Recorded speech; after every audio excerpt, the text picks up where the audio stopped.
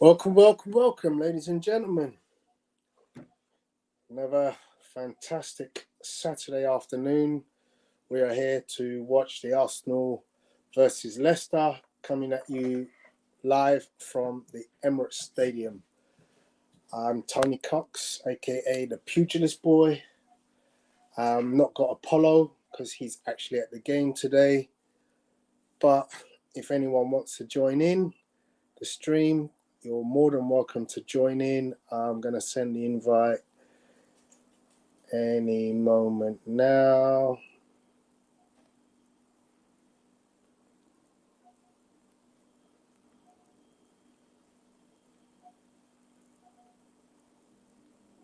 There you go. So welcome to Bullins on Twitch. Welcome to Gary Stringer. Hope you guys are well. Let's have a look at the team for today. So we're starting off with exactly the same team that we started off the game against Crystal Palace. Ramsdale in goal, Ben White at right back, Saliba and Gabriel the bookends, and Zinchenko at left back. Partey the single pivot. Ahead of him, Xhaka and Odegaard. And then we've got Saka, Martinelli and Jesus up front. So we're looking for a very fast start. The movement was superb last week, although we did at some point find ourselves being pressured really hard by Crystal Palace. Whether Leicester can keep up that kind of intensity that Palace were able to. And obviously we're at home, so you would expect that we'd have a bit of an advantage with our buoyant fans all being very excited at the prospect of what we've seen so far during pre-season, and obviously our first 2-0 win away to Crystal Palace. Bullion says, hope you're good, Tony. Arsenal to win 3-0. Yeah, I think I predicted last night on the Premier League show 3-1 to Arsenal, but I'll take the 3-0. It's even better. Gary Stringer comes in and he predicts a 2-0 for me, Jesus and Saka. I've predicted Jesus to score. I'd love if he'd get a brace. It'd be even better if he got a hat-trick. But, let's spread the love. Let's see who else can get in there. I would actually like Thomas Partey to score because I just like the guy. And I think, he's a confidence player. And it's essential that with the likes of him, that we have... his confidence at a peak. That good luck today, guys, comes in from Apollo, who's at the game. Hope you're well, Apollo. We obviously just spoke a little while ago, but hope you enjoy the game. So the players are out on the pitch. They're just shaking hands with the Leicester players. We're literally minutes away from the kickoff. Let's have a look at our subs bench today. So we've got Matt Turner.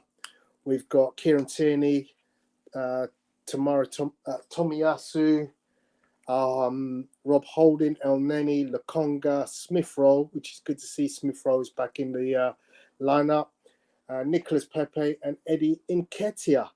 What would be nice is to see decently timed substitutions. Just looking at the Leicester team, Danny Ward in goal, Fofana, Evans, Amati, Castagna, Tielemans, Ndidi, Dewsbury Hall and James Justin.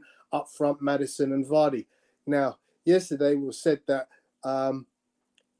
Leicester were in a bit of a disarray, but you look at that team, that is a very, very strong team. There's nothing really missing from that team. They've literally got all their best players. What you might find is if they lose a couple in injury or tiredness, it's a very hot day, they might struggle a bit. But that first starting 11 that Leicester have got there, that's a very impressive first 11. So we shall see how this goes. I'm surprised Vieira isn't on the bench. Well, Vieira's still getting his match fitness up. I'm not surprised in all honesty, but we'll see. See, my cameras are already paying attention to Yuri Tielemans. At this stage, most people thought by now he'd be an Arsenal player. Here's Lewis. Good Hey, what's up, afternoon. Lewis? Yeah, How I'm you all doing, right buddy? still. You good? Yeah, I've been good, thanks. I've been good. Excellent, It was excellent, brilliant last Friday. excellent, excellent. So, yep, the boys are just huddled up, and now we're getting ready for the kickoff. I'm joined here in my studio by my family. So I'm just giving them big what's up, family in the house. So if you hear voices, that's my family. Don't feel just because I'm streaming you can't talk and shout. You know, we can do that. We can do all of that. There's my guy, William Saliba. There's my guy. So how you doing, Lewis? Anyway. Yeah, not too bad. I mean, it's been a whole summer of working tons of overtime. You know, trying to follow the team in pre-season, getting up at like half midnight, 3 o'clock.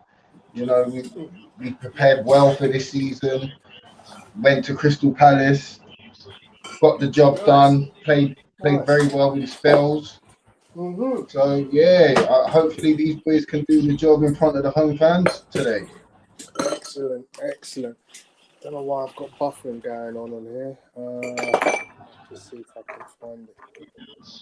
And I never. Took me a while to find the game itself.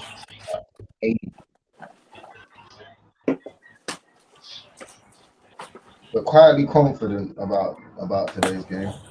Okay, yeah, likewise. I've gone for 3-1. Couple of guys in the chat have gone 3-0 and 2-0.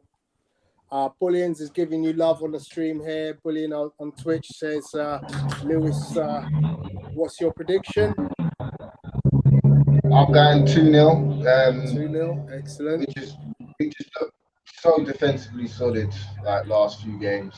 And Leicester haven't really been on great form lately. So we're off. Pressing up already. That was good bit of pressing there from Bukayo Saka to keep the ball in. Gabriel Jesus really has great feet. Nice tackle there. Who was that? Xhaka. Yeah, we're in. Oh, anyone but Xhaka. He wasn't quick enough. Yeah, he wasn't quick enough. If he was a bit quicker, he could have got that, I think. Did you get a glass? Who's this? Have you got one? That's for you. Oh, right, okay. Cool. Where's that? Oh, sorry, let me put it in the front.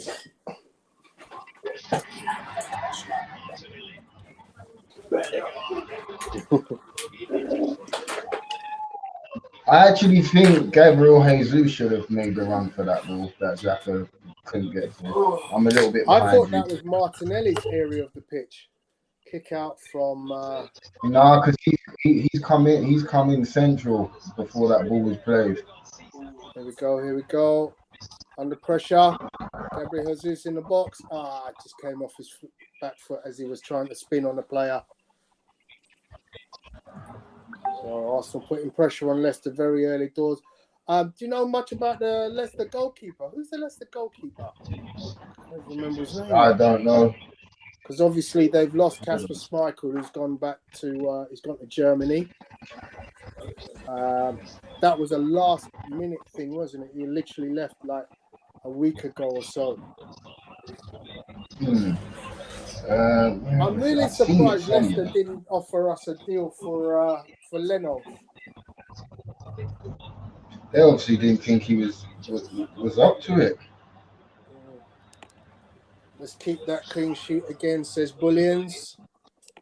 His name's Ward. I think he was the backup keeper to Schmeichel for a while. So they're probably giving him a chance before they decide they want to ball given away by Zinchenko, unnecessarily there. Crossfield ball, which he's normally pretty good at.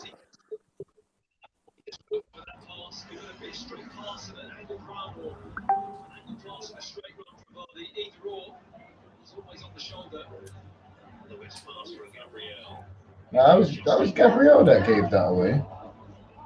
Was it? Oh, Was there another one? Yeah, I thought Gabriel it was Zinchenko. That would make sense. So what's your prediction? 3-1? I've gone 3-1, yeah.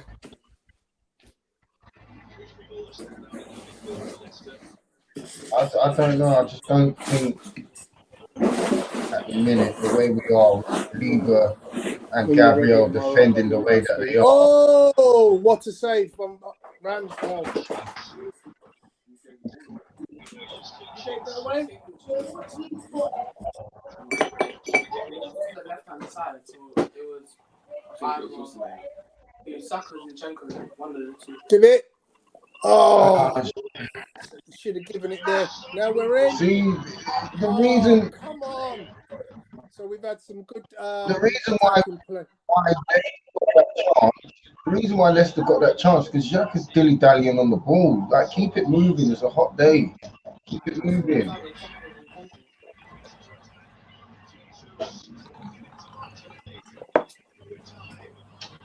Come on, tidy it up.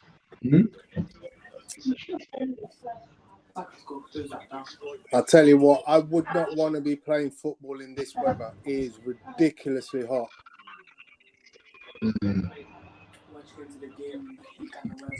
I noticed there are 2 water breaks in each half in the earlier game between Villa and Everton. Everton, yeah, and Aston Villa.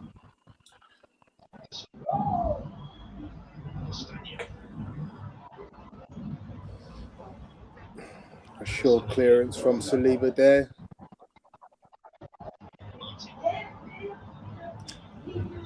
You watching Amaru, yeah? Saliba, yeah? Watch his position and watch how he reads the game. He's excellent at it. Young man, here.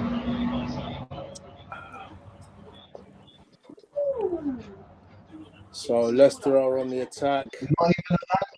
Ball fed across to the right-hand side. And then Arsenal's press forces them back. Go back in their own third, all the way back to the goalkeeper and have to start again. What's going on there?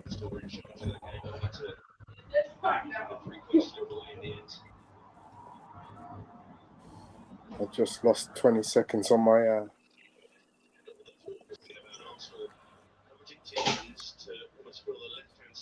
There we go. Oh.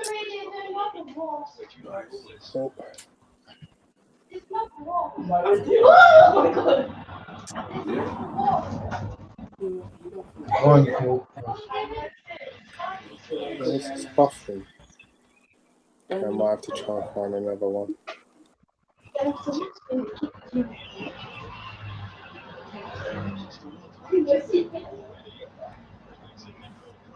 All these chances falling to the wrong guy at the minute for us.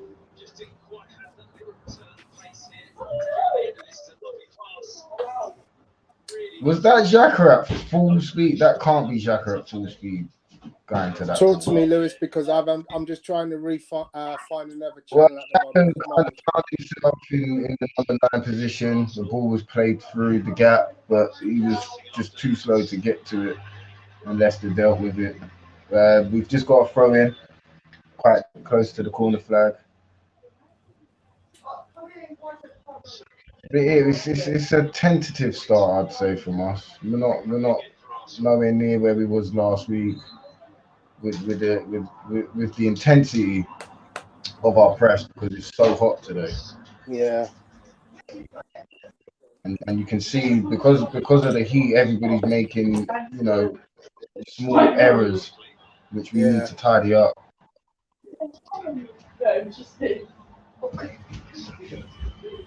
Good. Ireland on the ball. Back to Zinchenko. Are you back? You got your string back? Not quite. So keep talking. Ben White's on the ball. We're just probing, going from side to side. Saka's picked it up in his trademark position now on the wing.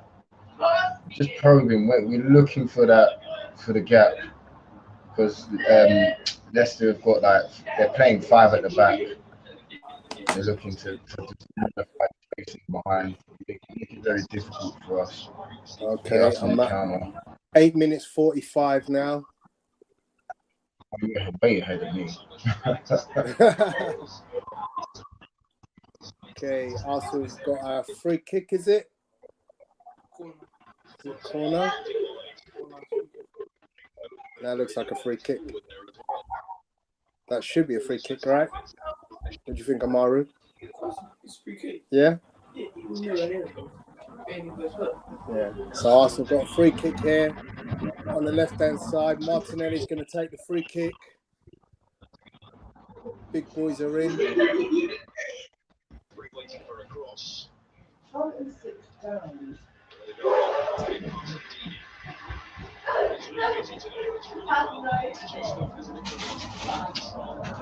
for the ref to blow the whistle. Oh! Who was that? Was that Gabriel? So Gabriel Magalhaes with the header at the near post. It just went into the side netting. Very close. So Gabriel to Gabriel.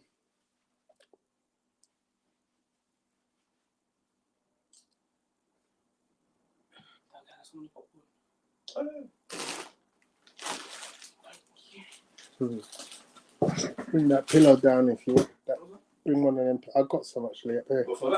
So you can sit down on the pillow. Yeah? Yeah, I'm good, thanks. I know that sit on the floor. Leicester on the attack. It's coming down our left-hand side.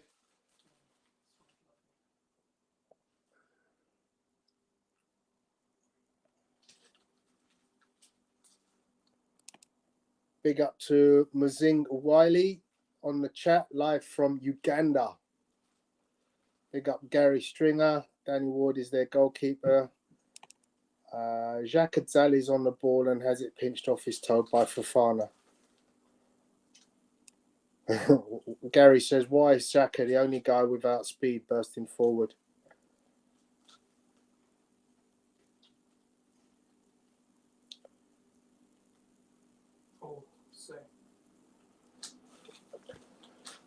So Leicester applying a little bit of pressure on us at the moment.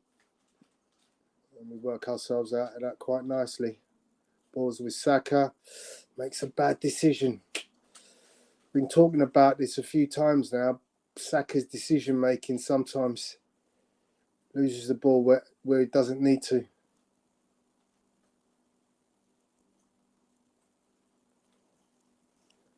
Ball comes back over to the left side. Great tackle from Ben White. Comes off the Leicester attacker and it's a throw to Arsenal.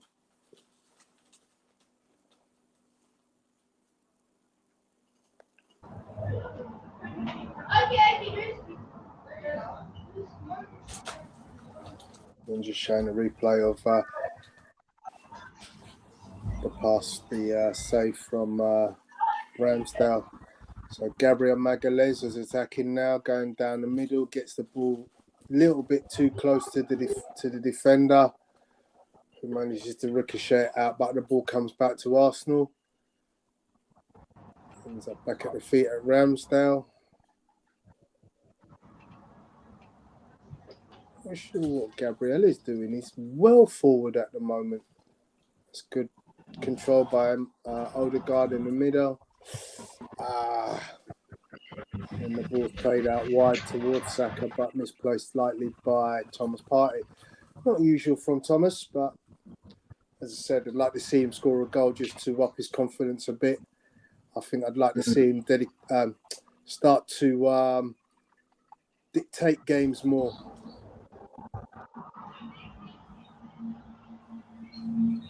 No, I must be quite behind you there. So I'm at What minute you on, 13:04, 13:05. Oh, bloody hell. Yeah, I'm way behind.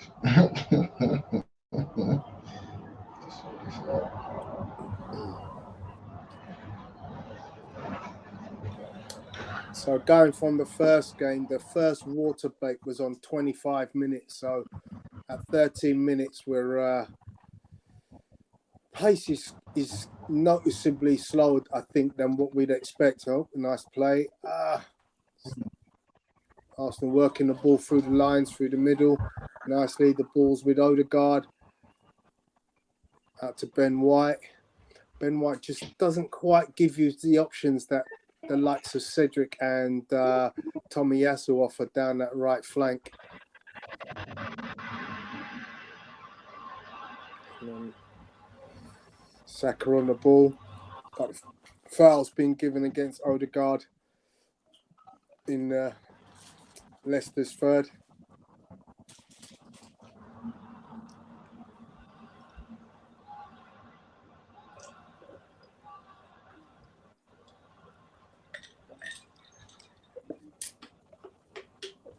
Brendan Rodgers shouting out instructions. Arsenal's press is high. Still want us to get a bit more tidy on the ball with our passing. Very loose at times. Yeah. There's been a few opportunities where we could have got in, but it's just falling to Xhaka, and that's not the player that we want on the end of the ball going into the box 9 times out of 10.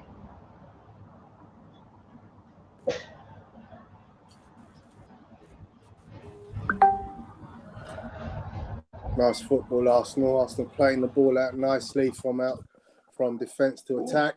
Martinelli is just getting wrapped up there by Fofana. He's got a yellow card. Yeah, that's absolutely. He rinsed him down that line.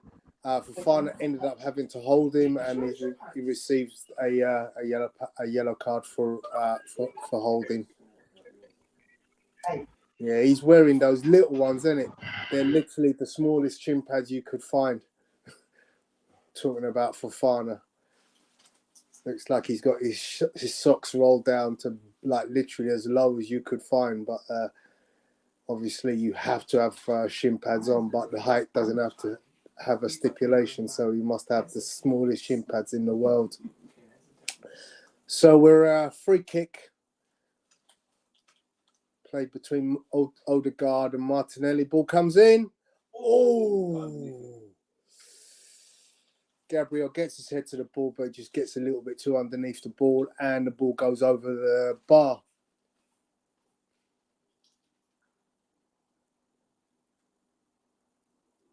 Man, it looked like it may even have come off of that player, right? Yeah. But a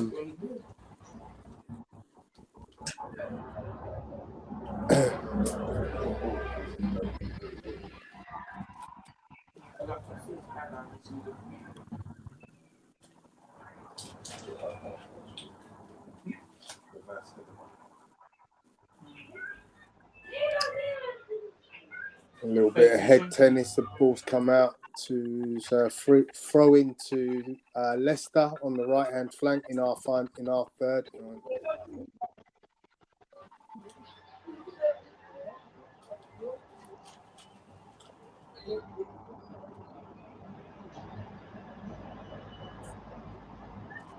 Swirling.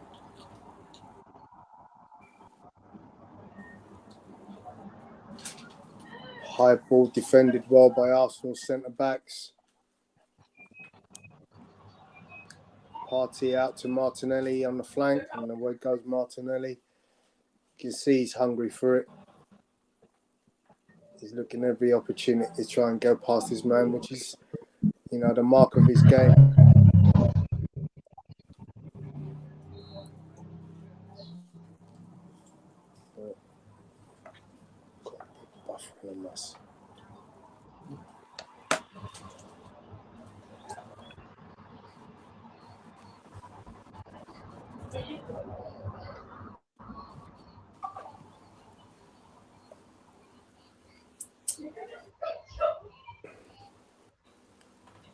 Lewis, while there's a little lull in play, I don't know why. Oh, it's a free kick to Leicester. What's your thoughts been on the All or Nothing series so far?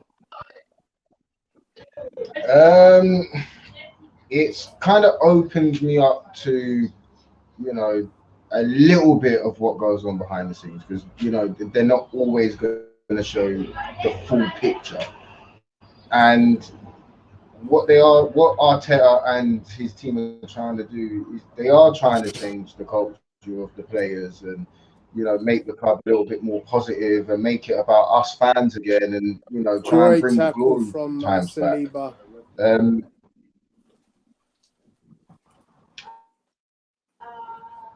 He's a guy that has a lot of attention to detail as well, from what I can see. Very much so. Great ball. You know, you can see his passion comes through. Oh! So we've just seen a great cross that got right onto the head of Xhaka, but the goalkeeper saved really well from at the corner. The ball came in from Saka. Xhaka's late run saved, and then the actually hit the post. And then there was a shot that follows up, but it sails over. I think that was Martinelli with the follow-up shot. Oh, Zinchenko, nice one. Good thing I got my team here today, so I can get corrected on my my errors. Okay, goal kick. Leicester. No, I'm all right. Offside to Leicester.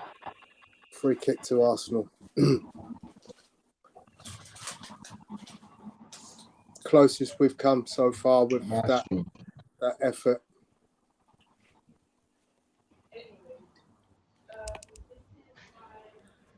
Ball comes out to Martinelli. Again, he's one-on-one with Fofana. He runs past him for fun. He's got him in his pocket now because he can't foul. Leicester escape. Vardy against Saliba. It's a good ball by Vardy into the box. Nice from Odegaard. Ball out. That's cynical.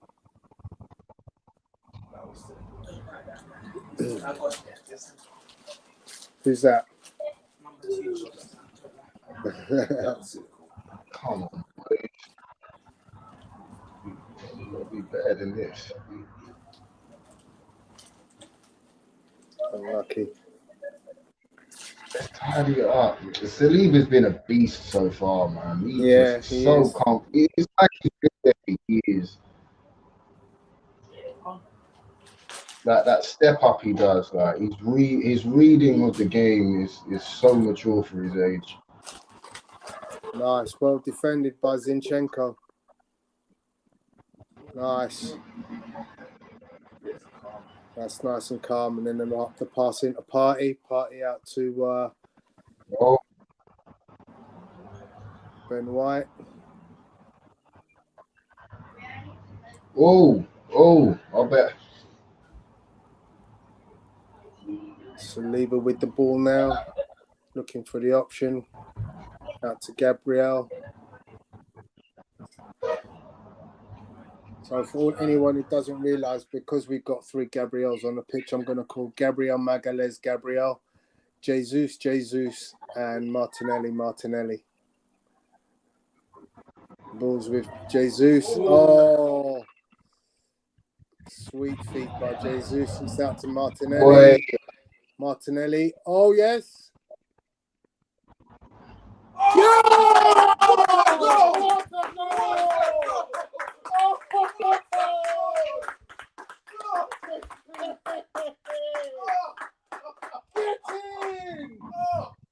It's a beauty. There's one of my predictions right. Gabriel Jesus with a beautiful chip into the top right-hand corner. Cheeky. Yes, sir.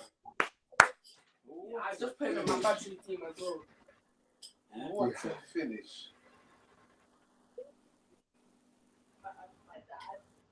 As you can tell, I am many minutes behind.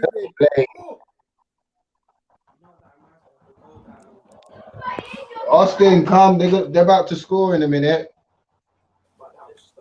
Yeah. He didn't hear me. It's a beautiful finish. I mean, how he chips it. I mean, he's got no room, but he literally chips it beautifully over the keeper into the top right-hand corner. We're on a water break, guys. While the game has stopped to restart, they've taken the opportunity to have the water break now. So we've got a minute or so to talk about things. And Lewis, you're still catching up, yeah? Oh my Lord, nah, get out of here, man. Get out of here, man. He should not. He had no right. He had no right to dig that out from there, man. And this is the difference. This is what we've been missing. Yeah. You see, normally we would be playing extra pass to come out to go back in. Where Jesus ain't thinking like that. He's like, if I can see a part of the goal, I'm going for it. And that's that little bit of Brazilian magic that's in here. Yeah, that's worth every penny. So Apollo in the stadium has said it hasn't taken Jesus long to score his first competitive Arsenal goal in a fine pre-season, and it's one he'll remember. The more you see of it, the more it gets better, says Gary. Come on, you Gunners. Oh, Welcome to the chat. Do you know what it is? It's the way that he's stopped the ball. You know you have and to practice that. To do that from that area, It's just a Brazilian tech. It is techers. That's just pure instinct. That is just instinct. Because when the ball comes into him, he's already stopped it and his foot's already on the way to strike it. Yeah, I can see him getting a couple of goals today, boy. Yes, Jesus. Finally. You feel sorry for the defenders because he didn't have the space. The defenders. Yeah. He shouldn't be able to do that. That's right. He shouldn't be able to do that. But boy, what can you do? Yeah. You give him half the yard, that's what he does. But then when he was at City, he wasn't doing it that well at City. Edu Gaspar sitting in the stand.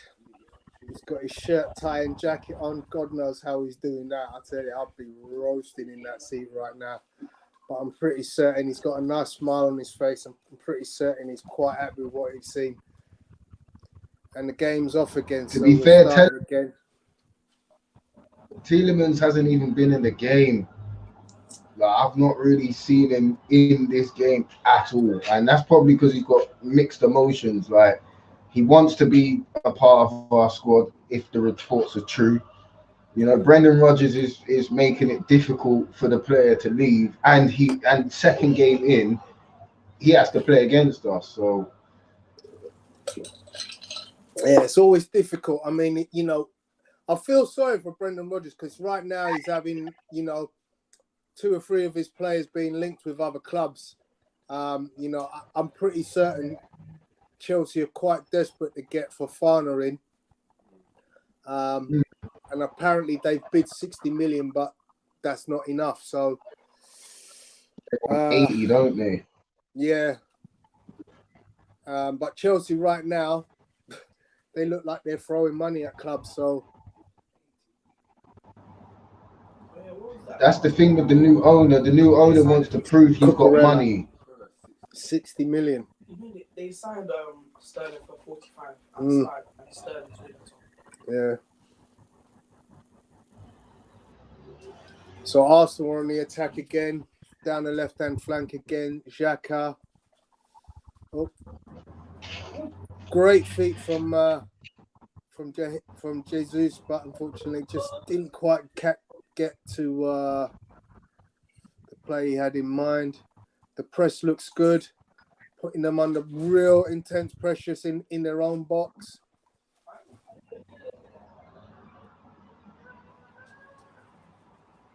And Arsenal win back possession in the Leicester half. Ball comes back to Ramsdale, to the feet of Saliba. Now Odegaard, Saka inside. Someone was saying last week about how Saka doesn't come inside. If you look at his position right now, he's right in the centre of the pitch, ready to receive. Oh, that's a beauty. Ooh, good defending, yeah. Good tackle. Good tackle. No way. Martinelli accused of a foul there on the Leicester defender. I think it was just a shoulder, wasn't it? There's nothing wrong with that. Absolutely nothing wrong with that in my eyes. He was just strong. He stood up in the tackle.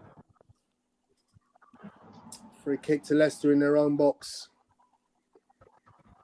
We're on 20 minutes and 39 seconds. Tell you, Wesley Fofana's got his work cut out because he's already on a yellow card, and Martinelli looks like he's up for it today.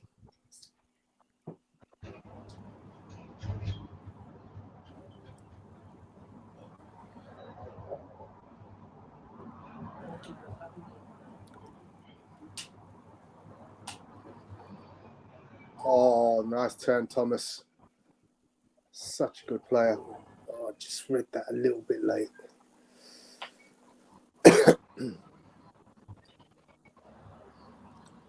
Nice press, nice press.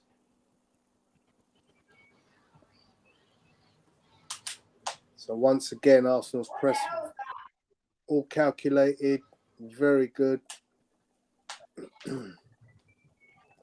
All comes back to Leicester playing on the halfway line between Partey and Maddison. But they look like they're struggling to find options. Alisson's been out of the game as well. I didn't know Maddison was in the pitch.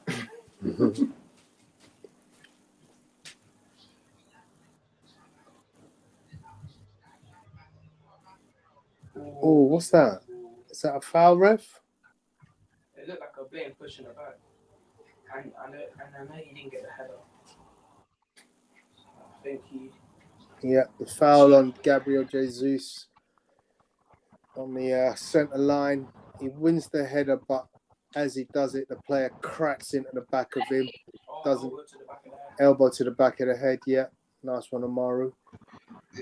That's what happens. Like, you see players like Jesus, if you allow them to get on top of the game, they're gonna run away with it. So Leicester are looking to slow him down, but that's just gonna make him even more hungry because he knows he's doing something right.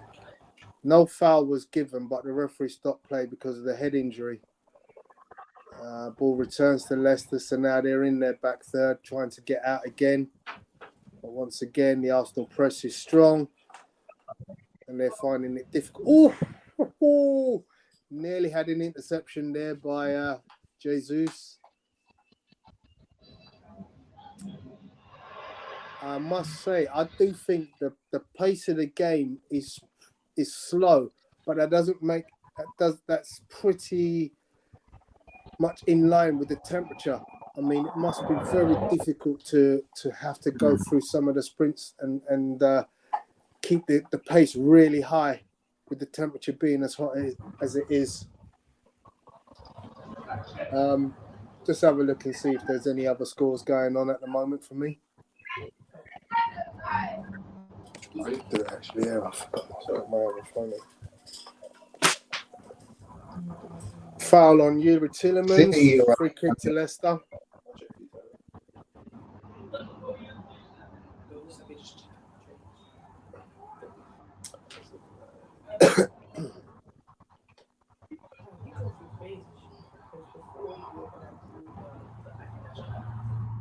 And now you're on the hierarchy for checking out the agent.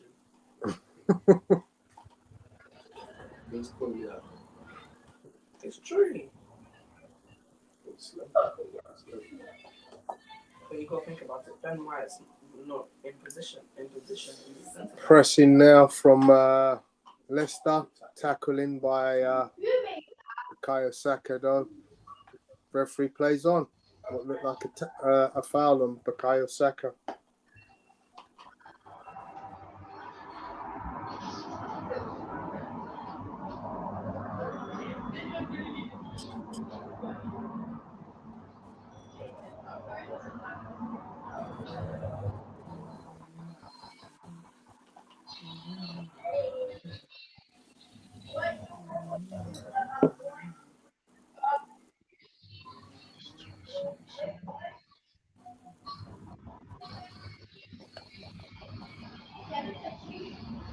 Man City have just scored their second goal.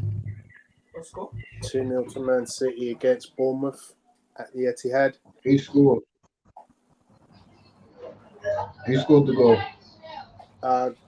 Gundogan and De Bruyne. Yeah. Oh, okay then. I know for the first goal, Haaland played a big part in it. Oh, Rare. There's a yellow. How many Surely. So Arsenal on the attack now, coming down the wing. Zinchenko into Saka. Oh, header was going goal bound by Jesus. Jesus. The defender found a way to get. No pushing. More than physical. Shot by Odegaard is blocked. Picked up by Zinchenko. Arsenal all in the attack at the moment. Zinchenko fakes the cross. Plays the 1-2 with Xhaka. Into the feet of Martinelli. Nice. Oh. That was beautiful. That was beautiful. Oh my days. It's a corner to Arsenal, but Zinchenko played in a looping ball over the top into the feet of Martinelli. Uncle, you're behind. Oh, yeah. There's been. I don't want to say nothing.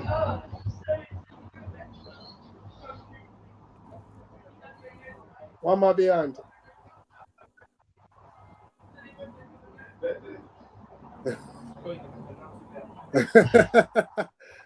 Corner in from Gabriel. Go, Lazio!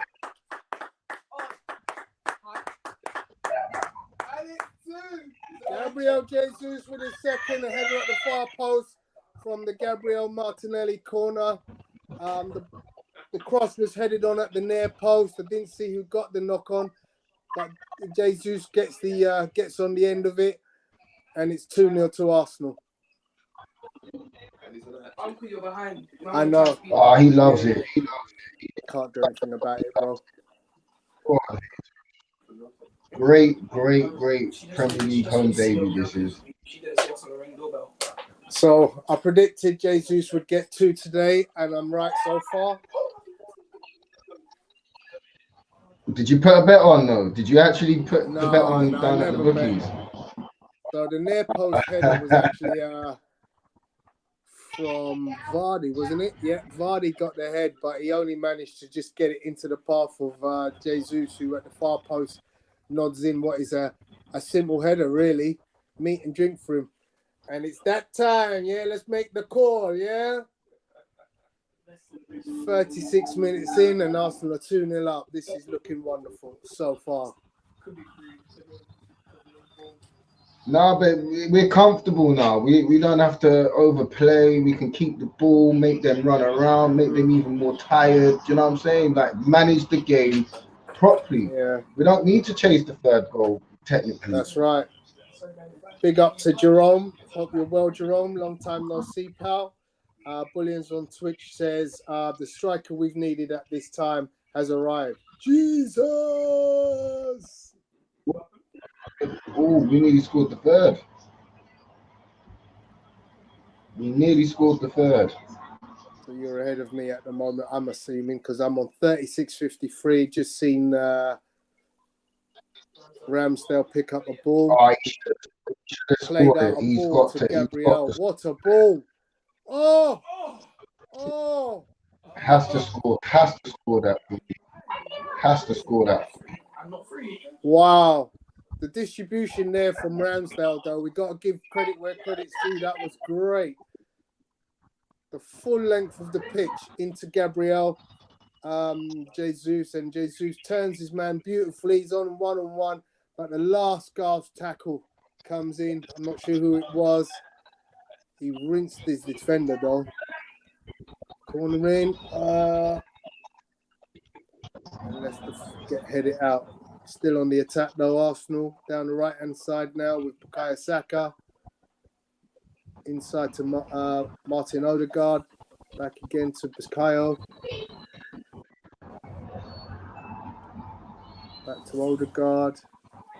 Oh, nice feet.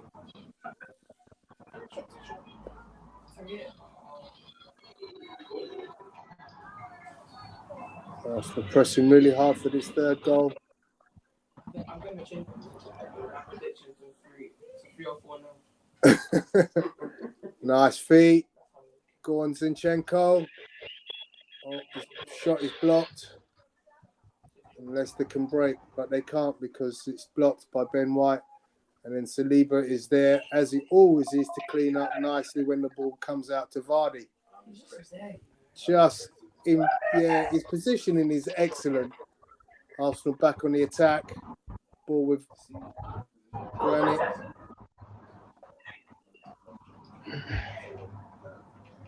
Martinelli versus Fofana. Ball in or just kept out there. And then we can see the free kick on the edge of the area.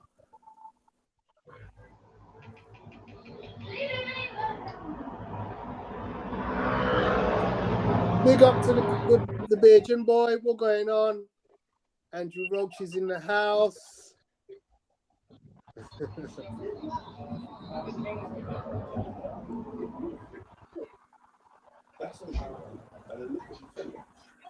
That's a foul. They're just showing the replay of the clearance from Jesus, and from what, I'm looking again. That is a foul, right? Because he hit the outside of it. Yeah. Outside. I saw one in the earlier game today, actually, where they actually went to VAR for an offside, and in the picture they showed that the guy was offside. You can blatantly see the defender is pulling another attacker, not the attacker who was offside, another attacker by the jersey. And I was like, well, surely if you've seen the picture, it's got to be a penalty. Because he has a shirt load of a handful of shirt. It's like, well, We'll see a bit again. yeah. These referees are very tentative about giving penalties like that for Arsenal. Ball down the left-hand it's side. again- Martinelli kicks in. Jesus is there. Oh, and the ball's just slightly underplayed. But he wins it back. Oh, yeah. Leicester currently under all sorts of pressure. Oh, he's in. Oh, great save by the keeper. Jesus was onto his hat-trick there, and his great save. Ball pressure again coming in. Martinelli working his feet. And Xhaka gets a blocking for a goal kick. But boy, that could have been the free.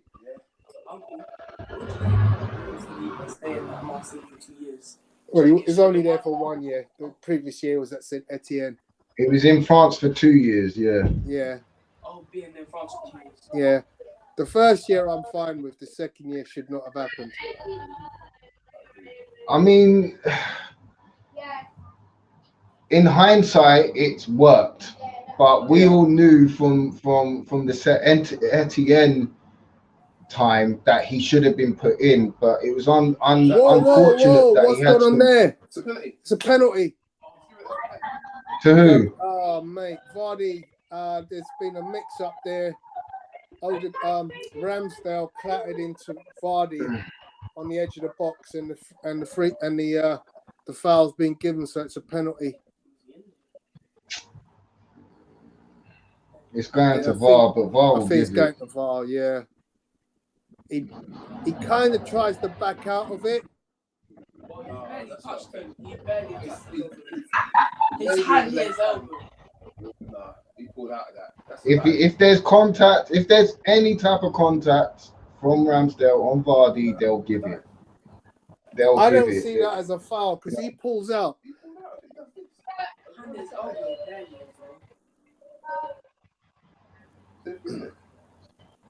No, they're trying to go. They're checking it. They're looking at all That's the not fair. You're probably going to get this before I do, so when you hear the decision, let us know. It's currently under review, but They had the wrong angle. They should be reviewing another angle. not that one either. It's not that I'm angle. sending the referee to go and have a look. No pen, no It's pen, not no that- pen, No pen.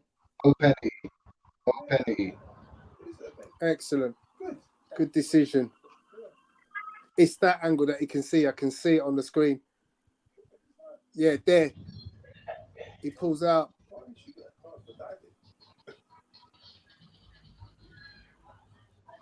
But you can I'm gonna have to watch this one. in the air. He's like in the air because he's trying to come towards Oh, Yeah. because he was so he was so concentrated on actually getting a penalty. He Wow. didn't realize that it wasn't a foul. Wow. What are you seeing, Lewis? Just seen the penalty incident, right? On the bigger screen. Vardy should be booked for simulation. It is You're awful. right. There's no contact. It is awful. Yeah. Absolutely shocking. It was Vardy that actually hit it. Because Vardy was coming across like that. He was going backwards like that, and Vardy was the one that was like that. So we're on the 44th minute. I think there'll be a couple of minutes in extra time. I'm not sure how they work it out with the water break, but yeah. We're at the 44th minute. No penalty was given. Kick out by Ramsdale. Throw into Arsenal deep in the Leicester half now. It's good to see VAR actually work in our favour for once.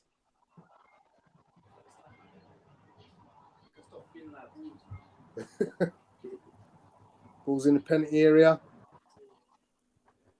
Zinchenko on the ball just outside. Thomas Partey on the ball now. Gabriel. Oh, come on, Gabriel. That's terrible. Yeah, Gabby needs to keep his concentration up because I've noticed from Vardy, he knows he's not getting change from Saliba. So he's now drifting on, making runs off the back of Gabriel. That's true.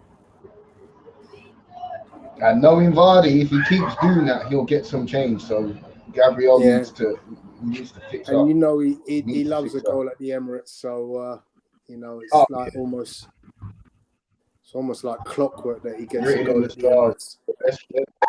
Let's not jinx it too much. Let's not.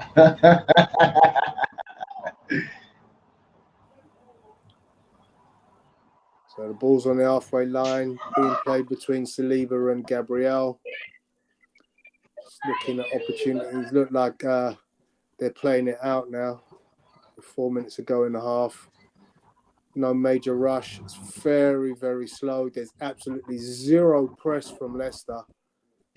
Ball out to Ben White on the right now. See what he can find.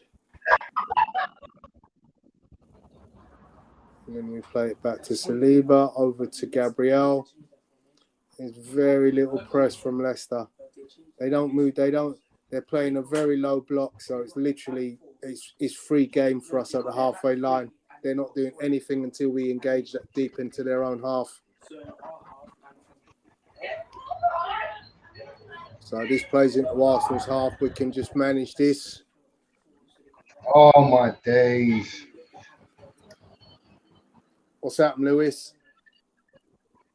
I'm getting messages that it. Hold on. No, false alarm. Someone's a bit slow.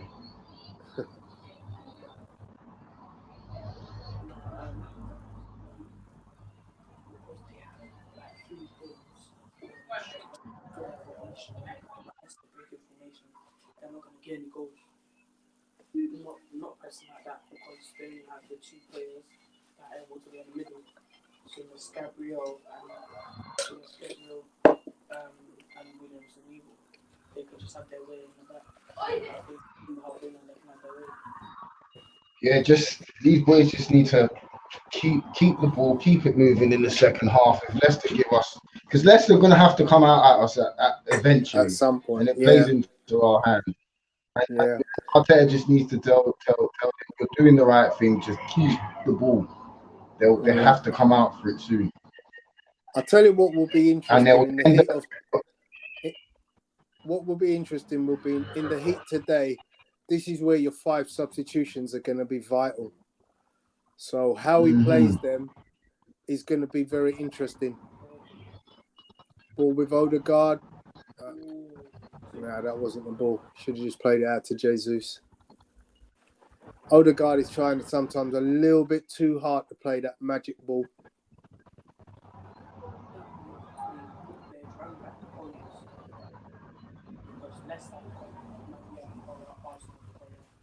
quite a few of the new kids. That's that's Adidas's thing, isn't it? What, the colours? Yeah. So any team that Adidas have all got that this year. What's that? The collar? Yeah. It looks smart. When I saw this home shirt in pictures, I wasn't that impressed with it. I was like, collar, I don't know. But then when I actually saw it up close, I was like, it's kind of grown on me. It's probably the first home kit I've bought for quite a while. First foul on Saliba. You call that a foul? Yeah. Oh, I just eased him off. Yeah, that's how I saw it. Ease them off, nearly to the next city. He's just too strong. Slightly in the back, maybe. Slightly. I think the camera's panning. So there's a free kick now. The whistle should have gone anyway for half time. 4 minutes extra had been played when they're in the 5th minute. Cross from Leicester, headed out, and that's half time. So it's half time, guys. Are you happy? Yeah.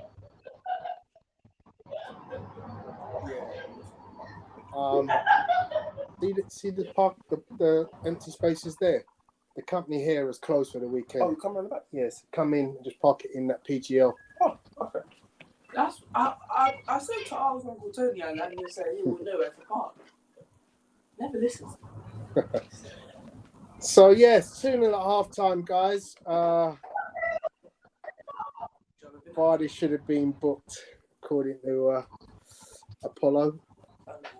Put it in the blue side. He should have done. You can't. Even in real time, you're like, why is he twisting himself like that? So it didn't even need to go to VAR for the referee and the assistants to come to a conclusion. That's not a penalty. Yeah, like, you can just tell by the way he's added in an extra roll in midair.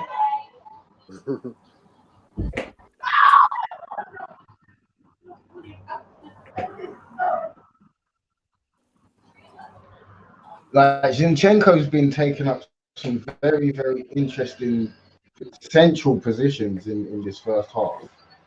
Like he's not playing like your conventional fullback. He's almost in there as an extra. Not even a left back. I've seen him very, very central to where Xhaka should be. You know, he's playing very, very, very. To be honest, I honestly think he could play in Xhaka's position because that's pretty much where he plays for Ukraine.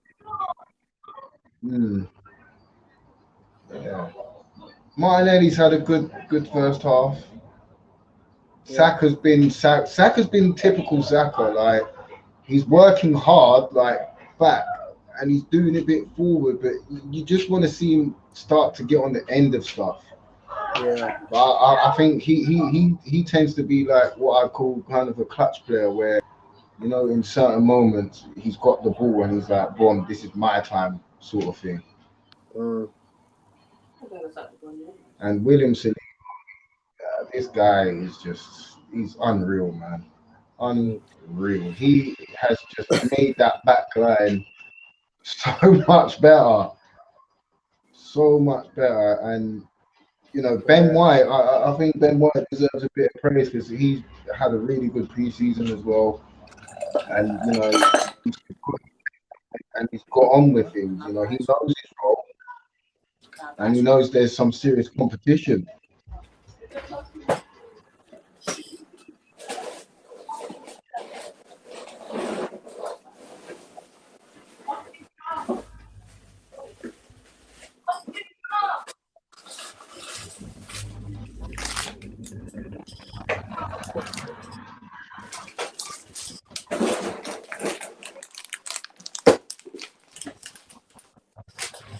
Hey.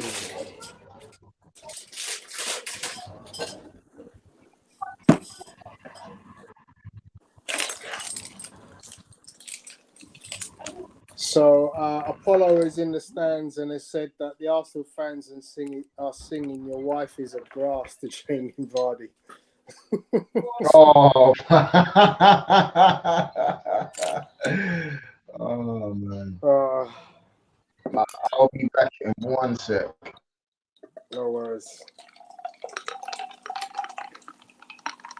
So I'll just pour this ice cold one, and then I'll let you guys know a little bit about some of the halftime statistics. So currently Arsenal are winning 2-0. Brighton versus Newcastle is 0-0 at halftime. Man City are winning 3-0 at halftime with goals from Gundogan, De Bruyne and Foden. Haaland got an assist for the first goal, Foden assist for the second, De Bruyne for the third. Southampton against Leeds is 0-0, and Wolves against Fulham is also 0-0. Brentford kick off against Man United at 5:30. So let's get into a little bit of statistics. Guys, what's your thoughts on the half so far? Put it in the chat.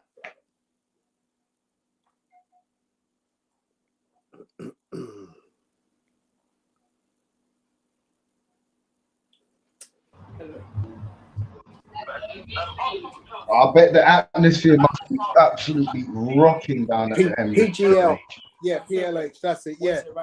Yeah, PLH, that's it. Parking there. So at the moment, Arsenal have 10 shots to Leicester's 1.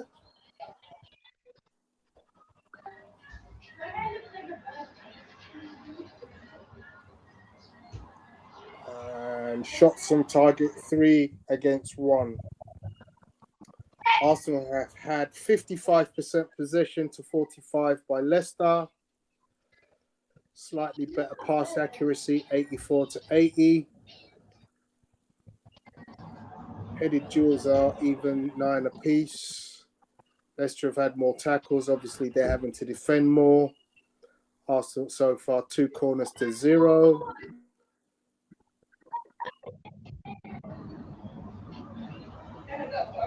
Arsenal have had 2 shots blocked to 0.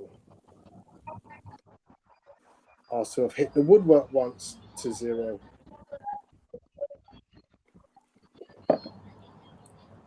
Of the 10 shots, Gabriel Jesus has had 5. Zinchenko has had 2. Granit Xhaka 1. Martin Odegaard 1. And Gabriel Magalhaes 1.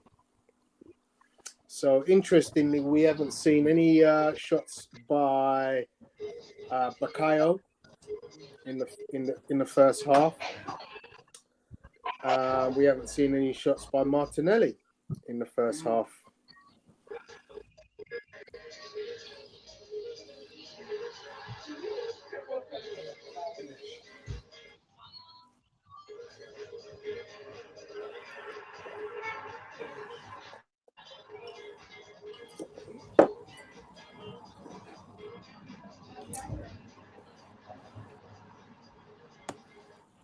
Guys, Moses Thompson says, guys, do you remember the Vardy dive against Monreal?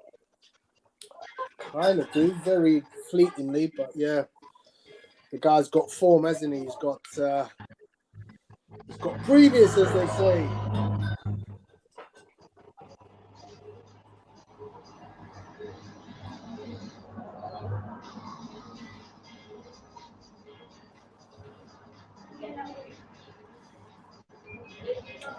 Palace or Bayern next. Palace or Bayern next. Tomorrow, isn't it? Yeah, man. Yeah, they're playing tomorrow. Liverpool. Yeah, away. They're at Anfield. Yeah. Tough game for them. But yeah. I watching the way Fulham played last week, if Palace are a bit fit, because I don't think Palace was fit as us on the Friday night game last week. If Palace get fit and start getting that ball out to Zaha to terrorize Trent Alexander-Arnold, they might get some joy. But Palace's problem is if Zaha's not in the game, Palace don't have nobody else to turn to. Yeah, I mean, No, you they say need- that. they I need- mean, they I need think that they've got a squad. crop of really young, good players. I mean, Jordan Ayew last week was giving Zinchenko problems down the right flank. Yeah. You know, Eze had some nice touches. He's obviously a good player. Elise, is it? Michael Elise looks a good player. Yeah. So, you know, I think they've got some good players. But I think, you know, they're going to give every team trouble this year. I think they've got a superb manager in Patrick Vieira. So it will be interesting. No, it will. But I still think they're a little bit off the pace. One of my work colleagues, she's a Palace fan, and she was saying because some of the squad haven't had their COVID jab, they had basically 2 camps of pre-season. So one was Yeah, that's away right. in, I think it was like Australia, and those that didn't have it were over here. So even in the game last Friday, you could see they're very disjointed.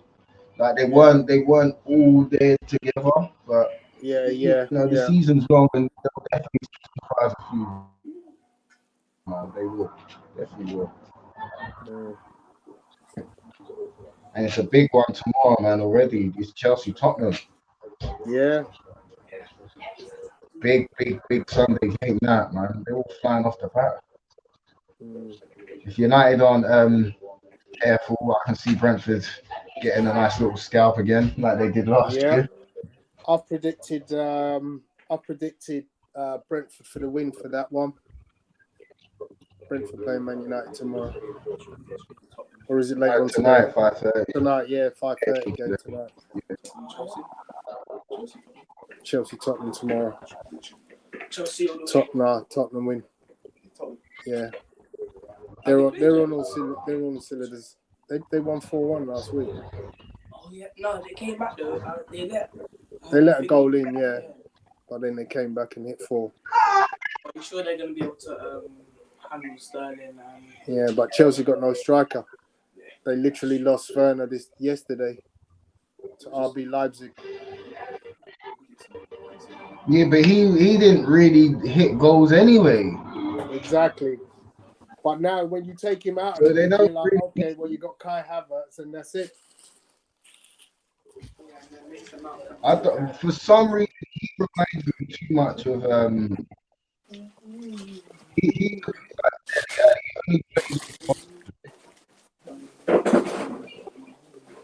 Didn't quite get that, Lewis. Say it again. I said he's a bit of a Dele Alli type of a player where, do you know what I mean? Like if he wants to play, he'll play, and if he don't feel like playing, he ain't in the game at all. Yeah. Like he's too inconsistent for my liking, and we was linked to him as well. I'm quite glad we steered clear of that one. I think by next year he'll end up going back to Germany or out into mainland Europe. I can't see him staying at Chelsea for too much longer.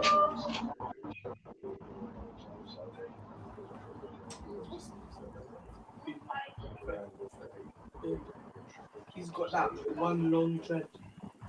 Just going back So Gary Stringer says, scored 2, could have had 4 or 5. This is what we must improve on. If that pen gets given and scored, Leicester are back in the game they should have been out of. So I mean, look, it's early doors, and as I said,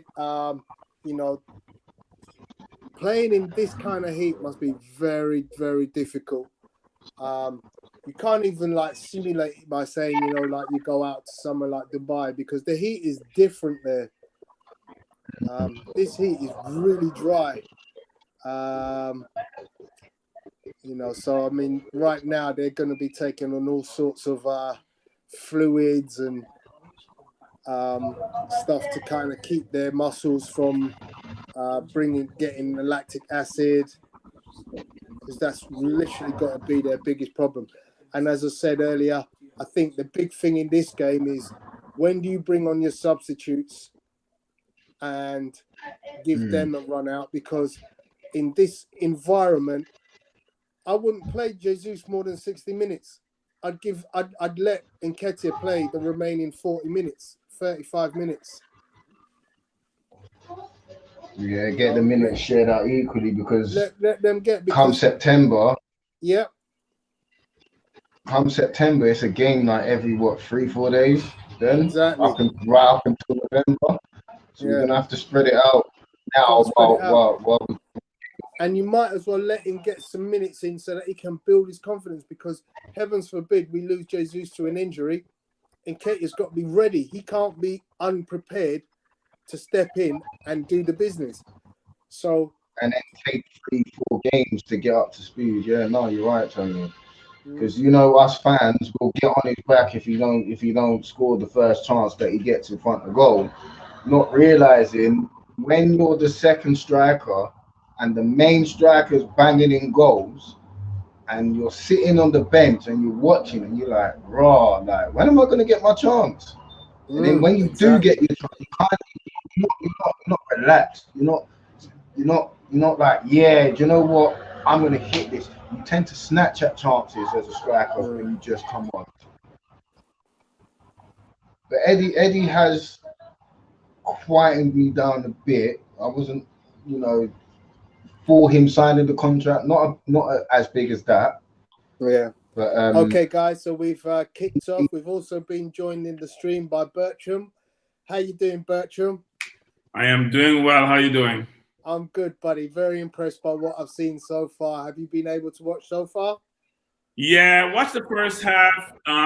Loved the interchange. Looked like Pep and Arteta have been having other conversations about how to play. You look at City last week where their left and right back were like midfielders. Yeah. Zinchenko is playing midfield, not wide as much. Really interesting dynamics, and Xhaka going forward much more than he has in previously. Yeah. So trying to figure out exactly what the strategy is. It's a different way of playing, actually. You do get vulnerable, though, behind, as you've seen a couple of times. You have with someone with Vardy's pace, or how Fofana got through the last time. So we got to be careful on that. Yeah, for sure. Yeah, maybe we think that we have two center halves who are pretty mobile and therefore can cover up dangers. But it's been interesting.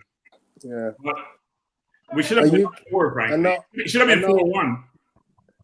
I know you're. I know it's been hot in New York of late. How's the temperature today?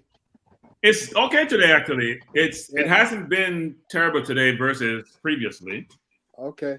I know that it's hot in the UK because I see them taking multiple water breaks in each half. Yeah, it's super hot here in London. We're experiencing between 89 and 91 degrees at the moment, so super hot. Right. And I kind of feel that might have an effect on the physicality of the game as we go forward. So we've been talking about strategic substitutions during this game. Obviously at 2-0, you'd want to see one more goal maybe, and then let's see if we can get in the Nketiah. Let's see if we can get Pepe. Let's see if we can get Lokonga on and give them some minutes, and obviously save the legs of some of the players who, it's going to get difficult around 70 minutes, I think, for some of these guys, because in this intense heat. Your manager, Tony. That's not happening. That's not happening. Run them into the ground. So we got a corner to Arsenal. Martinelli puts it in. Oh, good punch out by the goalkeeper. And he was hit as he was going to it. So it's I'm ahead of you. I'm ahead of you.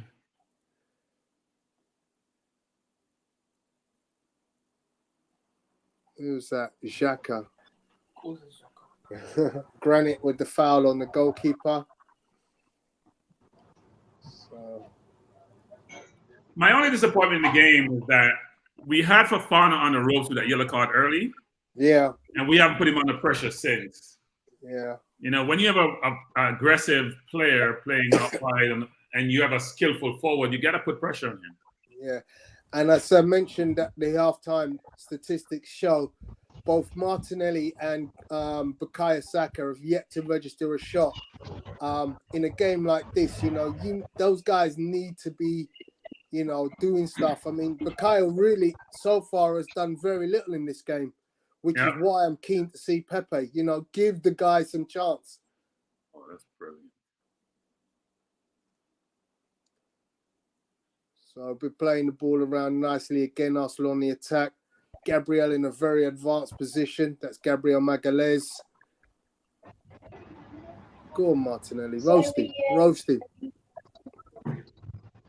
Well, in one of the last goal that Jesus missed, where the keeper blocked the ball, he need to roll the ball to Saka. But he actually gets fouled. Yeah, but Saka, not when he rolled Evans. Not when he rolled Evans. The previous one, he tried to squeeze it by. He rolled the ball to Saka as a tap-in. Yeah. I suppose when you're on 2 goals, he didn't look up at all. That was the thing. He didn't look up at all. You know who's a skillful player who's very good on the ball? Zinchenko. Really good on the ball. Defensively, he's probably challenged, but offensively, the skillful player. Go on, Xhaka. Nice. Unlucky. Oh. Exactly. Yeah. Zinchenko did the same thing before. It's a good press by Arsenal again. So again, want to give a lot of credit to the press. You know, we always make it difficult for the opposing team to get themselves out of a position when they win the ball back. That's not good. Can't afford that. Talk to us, Bertram. What are you seeing? Partey looked like he just got a yellow card. Ball played by Marty to the middle. Madison running, and that shouldn't be a yellow card. Justin had a worse fall in the first half. He gave me a yellow. Looked like, I'm not sure. Did he give me a yellow? I didn't see the yellow come up, so maybe he didn't give it to him. I'm at 51-20. Where are you? 50.5, 58, 30, 31. So you're a minute ahead. I'm way back at half time. No, I'm like 49th minute of the game. Well, Leicester had the ball deep. Keeper hit the ball way into the Arsenal half. Ball headed out of bounds, for a throw into Arsenal. Saliba headed it out. So just seen the incident you're talking about with Thomas Partey. It looks like he's reached into his card, but I haven't seen it. Yeah, I haven't seen it either. It's just an unintentional coming together. I don't think there was any intention. So I haven't seen Tielemans. I've been watching. Where's Tielemans? Nah, he's been that differentiating quality in the exhibit. I don't see that.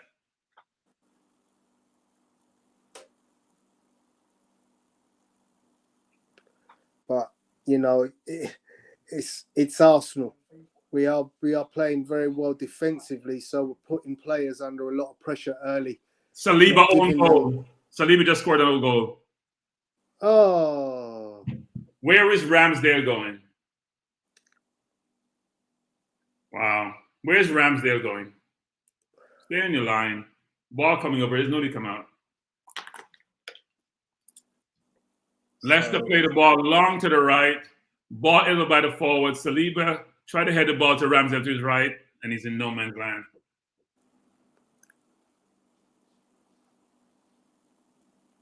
So just coming up to that. You have to make a mistake sometime. Yeah.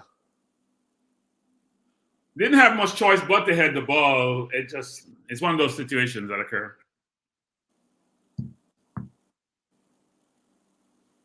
Nah, that's bad. We're playing around with Leicester. It's like a pancake. Yeah, I've just seen it. And not much you could have done. The ball would have gone to the forward. So that's when you're playing aggressive defense. Those things going to happen. Yeah. The deep ball was played. Why is it every time we're up, we always cause our own mistakes? Every single time. Like, why can't we manage a game properly? It's our biggest problem. We just don't manage. We just need to go and score another one now. We go and score another goal. Come on, let's go. What happened a while ago? The keeper lost the ball and Xhaka scored. What the heck happened? Ball came in. Keeper collected the ball. Xhaka scored. Throw it to somebody. When he lost the ball and we scored. Xhaka scored. I gotta see that again. That is. Maybe he tried to throw the ball. Looked like he lost the ball when we scored. I don't know what happened. Granit Xhaka has equaled his goals for last season already, and we're 2 games in. Nah, stop. Nah. Let's see what. So the ball across, come over. The ball played to Saka out wide, looking. So Zinchenko plays the ball over. Ball crossed by White. Ben White comes to out. Saka. Oh, he dropped it. He dropped the ball. That's a simple catch by the keeper. Wow. Wow. He tried to use his right hand to catch the ball. He just punched it. That's crazy. Yeah. That's a gimme. So Jesus gets an assist, Tony. I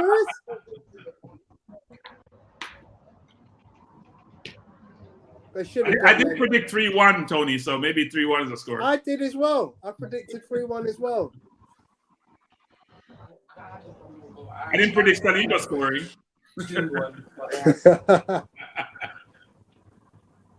So let's see this again. That's a bad goalkeeper.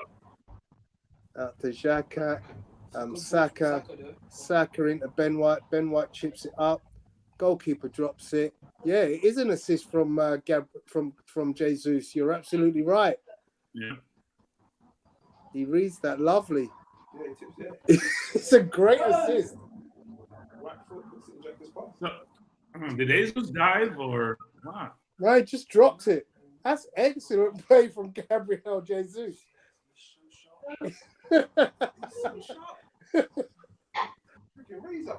2 goals and assists for Gabriel Jesus in the second game of the season. Wow. Jesus is claiming a penalty. There may be a stop here. Wait, Jesus is claiming a penalty.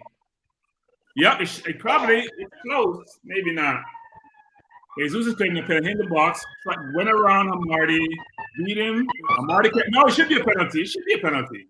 He kicked him. No, put your hands up, Amarty. It kicked him. Let's see what VAR says. Did they stop it? Yeah. No. No, you're not giving a penalty. That looked close though. Oh, that's good. We're just seeing it now. That was a cool. Look at that tackle from Saliba. How high was that tackle? See that, Amaru? Yeah. Right up. He's reading the game. That's what he has, the footballing brain, Tony. That's what's most impressive about him, actually. His shots are always wild. Yeah. If it's not Partey or Xhaka, we need someone who can play. Score. Did he catch him? Yeah.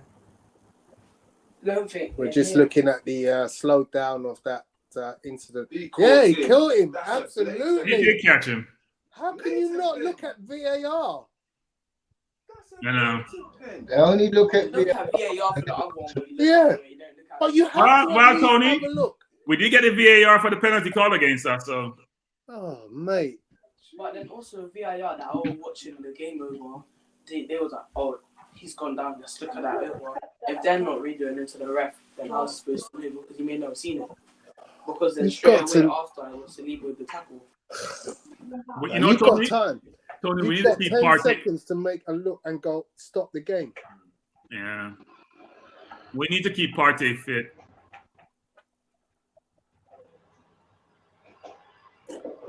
I was saying before the game started, I would love for Partey to score a goal because he just needs a bit of confidence. Obviously, shooting-wise, is still, you know, a disaster shooting-wise. But if he can get a goal, you know, it might just be the catalyst. And obviously, the confidence it would give him would just allow us to, you know, see the best of him.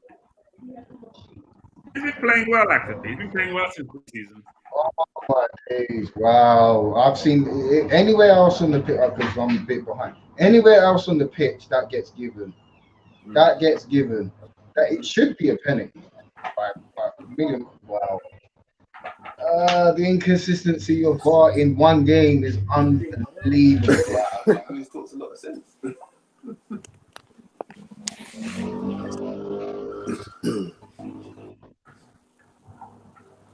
So Leicester are attacking down the right-hand flank. The cross is blocked by Gabriel. Goes out for a corner to Leicester. First sight of Tielemans for a little while. He looks very uninterested. He's like, I should be wearing a red shirt. I'm not a Tielemans. I'm not. I don't have the same thing like Arsenal fans about Tielemans. That's not. I haven't seen enough to say he's the differentiator. Savic, maybe. Tielemans, not sure about that. You have two supporters of that opinion, Bertram, right here in this room. Me and my cousin both agree that we don't see enough Tielemans for him to be a difference maker. Mm-hmm. Yeah. It might be an upgrade on Xhaka, but yeah. No, but he's not defensive enough. That's true. Well, we're going to need the cover. difference is he scores goals. He Xhaka scores goals and Xhaka doesn't. And Thomas Partey can't be fit. So, Sorry, Lewis, you're breaking up, buddy. Didn't quite catch that. no, I was saying that with Xhaka, he's pending a red card every game he plays. Okay, we're at 60th minute. Thomas Partey's fitness is always in. Go on. Now carry on, buddy. Carry on. Why are you offside there, So we need Saka is to not come in in. the game. Saka is not being a differentiator today at all. Yeah. And in a game like this where you're not involved, you're not contributing, you know, it's hot, you've had to work really hard, Yeah. you know, take him off. Let someone else get some minutes. You know, move Martinelli over, bring on Nketiah and play Nketiah and Jesus, Gabriel. yeah. I could see that happening. Give him a break.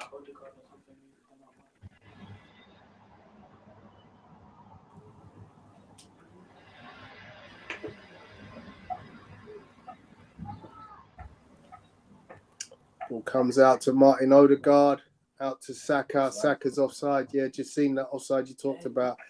It's unnecessary. It doesn't need to be offside there. It's very slight. It's very slight though. It's because the sideline referee is right there. Mm. You can't offside there, so Tony. I'm sorry. It's a Yeah, slow you build up. should. It's not like you're running behind.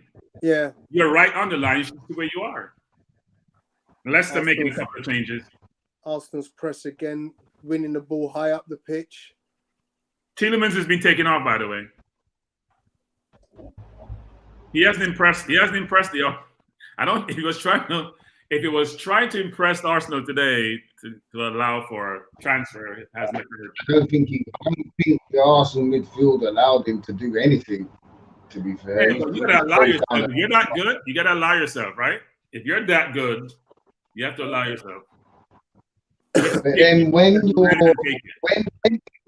in your head you've left the club, like your desire has been to leave the club all summer, and the club are holding you to ransom, and you're trying to be the professional and do the right thing, and they still won't let you go. What else do you have to do? You have to play badly. That is no, Lewis. There's no such thing. Nobody's holding him. No one has gone in for him. There's a difference between somebody coming in for Fofana and them not allowing him to leave because they set the price too high versus who has bid for Tielemans? No one. No one is holding That's him. because Leicester, look how much Leicester want for him in his last year of his contract. That's why. I haven't why heard not? anyone bid for him to Just- say there's a number. Just to bring you up to speed, Pryor and Daka have come on for Amati and Tielemans. So they put extra attacker on. Hudson Daka. So they're changing their shape. So in about 3 or 4 minutes, I'm sure we're going to get a couple of changes because that's the matter. That's the way Arteta manages. No, he'll be like Arsenal. 50th minute. That's when the first change will happen. 75th minute. Nah, it's before 70th. It doesn't get a 75th. It's about 20 minutes remaining when that happens. Let's change it to drink. I don't see anyone warming up though. Good speed by Gabriel. Nice. Good stop from Gabriel on a play out. Didn't see who it was.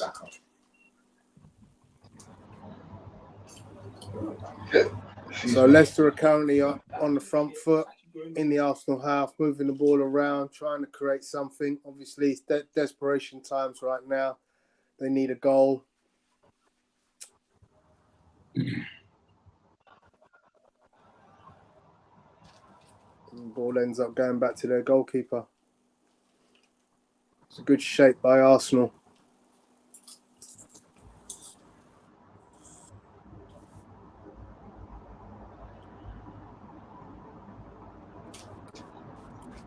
It's noticeable that half the pitch is covered with shade and half the pitch is in the blazing sunshine.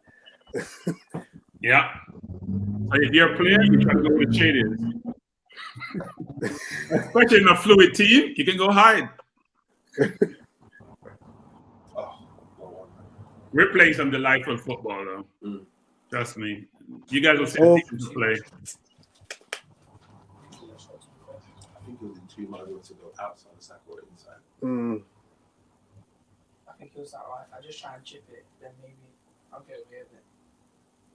I finished with Pepe and Smith Rowe. Pepe and Smith Rowe should come in my opinion. We've won the ball back in their half.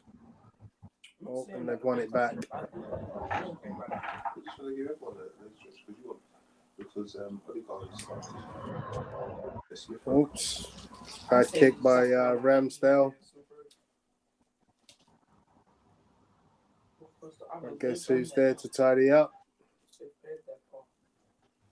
And Tony, at least I'm seeing where my 350 million went. Oh, nice dummy. Oh, nice. That's nice football. Gabriel on Martinelli on the ball.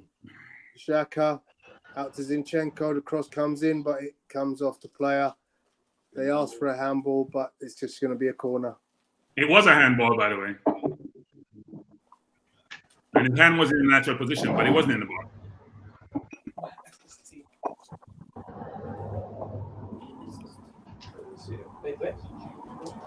You know the difference here, Tony? We have a centre forward who's a complete centre forward. You know, between Laka and Abba was only a goal scorer and Laka couldn't run. Yeah. And didn't beat a man. Now we have someone who have all those attributes.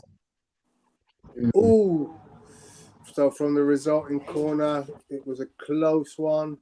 Not sure who got their head on it. It's come out. Still putting Leicester under pressure. The ball on the outside of the box. Arsenal passing it around. Okay. Oh, Jesus' feet is ridiculous. Oh! His feet are ridiculous. The ball's still in play. Martinelli shoots. He crosses, but no, it's out. So we just saw the feet again. Jesus is too much, man. He is too much. Someone's got a gamble in the back post. Low center of gravity, quick feet. Difficult to corral. And it's the way he can go from a standing start as well. Like a lot of the time he stops the ball, then he changes directions. Very difficult to pull off at times. James Maddison's down, just got an ankle knock, so we're having a little extended break.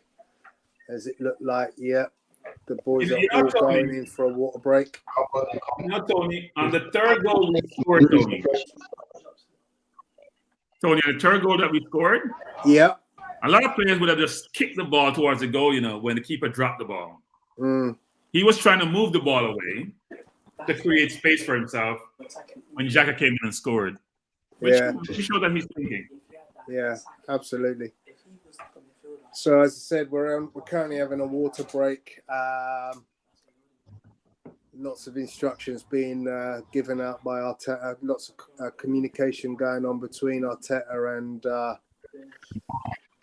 Jesus.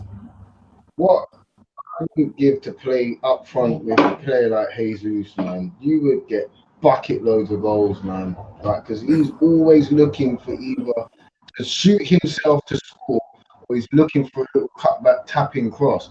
And off of that little dribble that he done, everybody's standing still just watching him. No one's saying to themselves, do you know what? I'm gonna gamble here. Like, because he creates so much.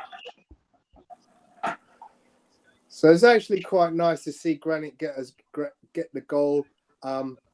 It's kind of reward for, you know, a lot of the hard work that he does. Interesting that his position at the point when he scores the goal, he's quite high up. He's in the box. He's ready to feed off of scraps.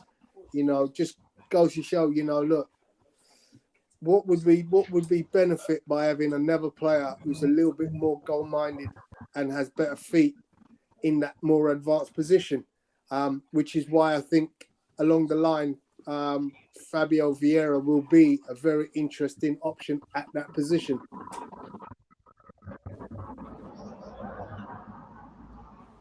So game's back on the way now. Leicester are playing it from the back, ball with a goalkeeper, big kick out. They've replaced Vardy with Iheanacho. Ball comes in. Ooh. Vardy was playing? Oh. Wow. That could have been a goal to Leicester. Ball came in from the cross. Luckily, Saliba was there. That was close, Tony. That was close. Yeah. I think Iheanacho, if he'd have been on earlier, he might have scored because the ball actually fell to his feet. He just missed the opportunity to take a first-time shot. Yeah. Still on the attack, crossing. What a block. Is read by Saliba again, and now we're off. Come on, Saka. Let's do it. Go. Come on, Saka. It's like he's running at half pace. Give it back. He's also got to stay on side. Oh. I thought We haven't made a change yet. That's the thing about the angle, because then when the ball bounces off the screen at the back, it's So and then you think it's in. the counter-attack was on. Arsenal came through the middle with Jesus. Jesus plays it out to Bukayo. Bukayo's passed back into Jesus, and his shot is wide to the right of the goal, but it ripples the side netting, so it kind of, from some angles, looks like it might have gone in. The long ball out again from... Come on, Arteta, manage the game. Make a change. Some of the kids are tired. It's 71 minutes. What's he waiting for? Know how to manage games. That's ball watching as a manager. This is mad. The sun is hot. You just have them running around out there as if you don't have a bench. That's quality. And you've got 5 substitutions you can make. Look, Gabriel. Smith Rowe needs some minutes underneath his belt. Eddie needs minute underneath his belt. If you're looking for yourself, Epic, get him on. This is crazy. Tommy Asu needs minutes. Do you know what I mean? It's ridiculous. We're starting to lose the flow of the game and the foothold of the game. Go, Leicester. Madison just scored. Your manager needs to manage the damn game. He's annoying. The kids are tired. They're running out of gas. And you don't realize as a manager? What are you doing? The overloading Zinchenko side. Put on Tierney. Zinchenko, look at this.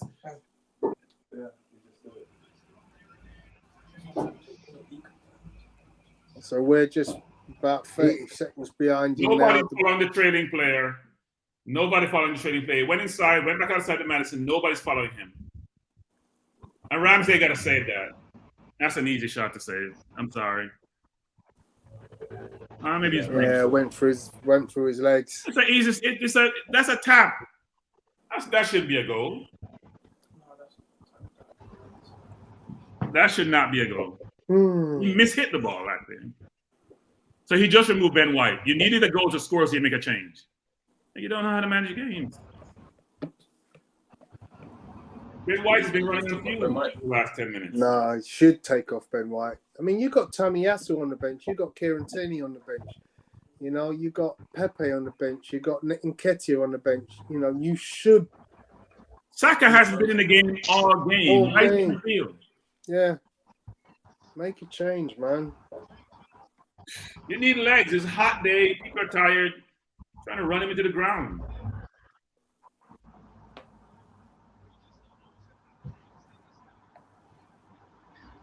It's an ugly, ugly goal to concede. Goal! Martinelli. Was that Martinelli? Yes, very good goal. Very good goal.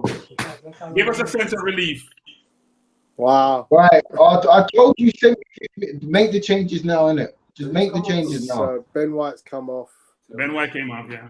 For who? Ben White Tommy- being replaced by Tommy Tomiyasu. Yeah.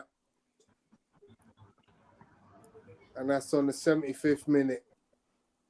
What did I say, Tony? 75th minute, like Arsene Wenger. I've said it earlier. I told you.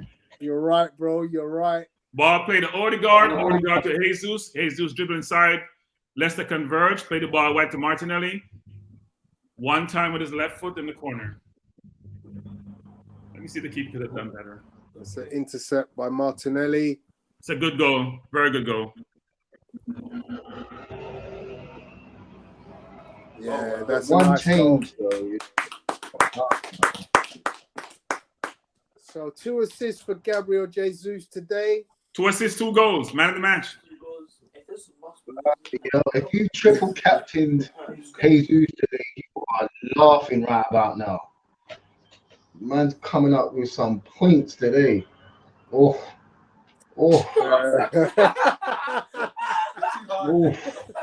Somebody just slapped him in the head.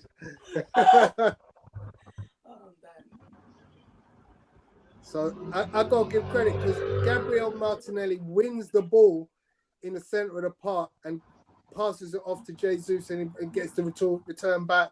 And then from the outside of the box gets a lovely drilled shot into the corner of the net. Tierney for Zinchenko. Yay. Oh, now we just back to it. Should have been done about 10 minutes ago. Yeah. I would have removed Xhaka too. 2 minutes, so I'll get on now. You're not gonna get the best out of your players. Because then that's not enough time. That's not enough time to prove themselves. This Brazilian link-up is unreal at times, man. The way they're constantly looking for each other, Martinelli and Gabriel.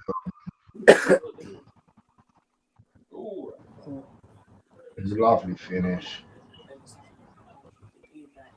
This volley game, it's one touch, but they ping up in the air. Like they'll do it with their knee, flick it with their shoulder, they'll hit it with their knee, they'll see a touch like that. They'll ping up in the air. Yeah, we're just seeing the substitution of Zinchenko for Tierney now.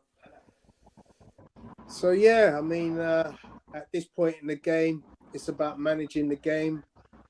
He's doing a good job of that. They've scored 2 goals in the second, so we have to do a better job of that. They have a corner, and that's just unusual. I mean, obviously the first goal is a sheer fluke. Yeah. But the second goal that definitely needs to be reviewed. We need to make sure we don't allow that to happen. The overload on the left-hand side.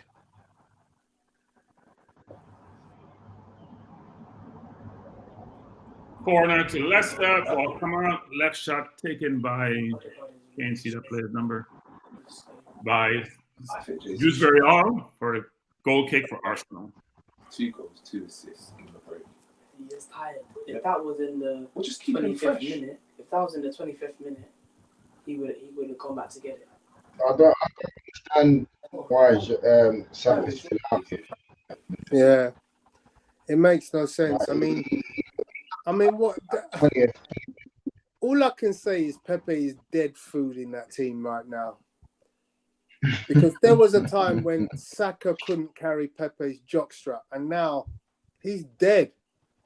He's not even getting a look in when the guy is playing no football.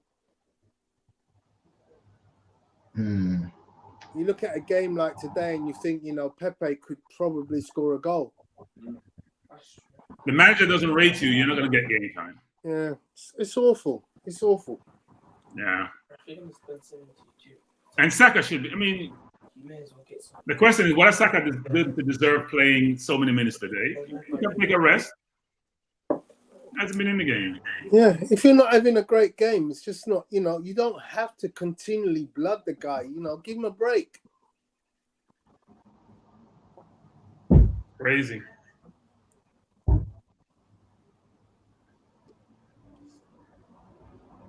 Well, Leicester attacking down the right-hand side. Gabriel Magalhaes has got it, controlled it nicely to Ramsdale. Ramsdale boots it out. Leicester back on the attack. Oh, no.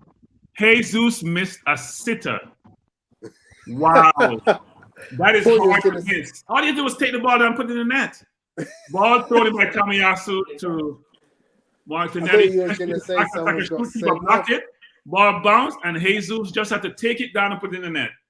He kicked wide. He's won the ball deep in his. No, who's that? Saka. Sorry, oh, Saka's he won missed the ball deep. Oh, wow. That's his hat trick he missed. Odegaard out to Tomiyasu. Tomiyasu plays back to Odegaard. Odegaard to Saka. Saka to Tomiyasu. That goes out for a free throw-in. So I'm slightly behind you at the moment. Arsenal throwing on the right. Haven't quite got to the City yet. Probably coming up shortly. Big throw into Martinelli. Oh, yeah. Oh, yeah.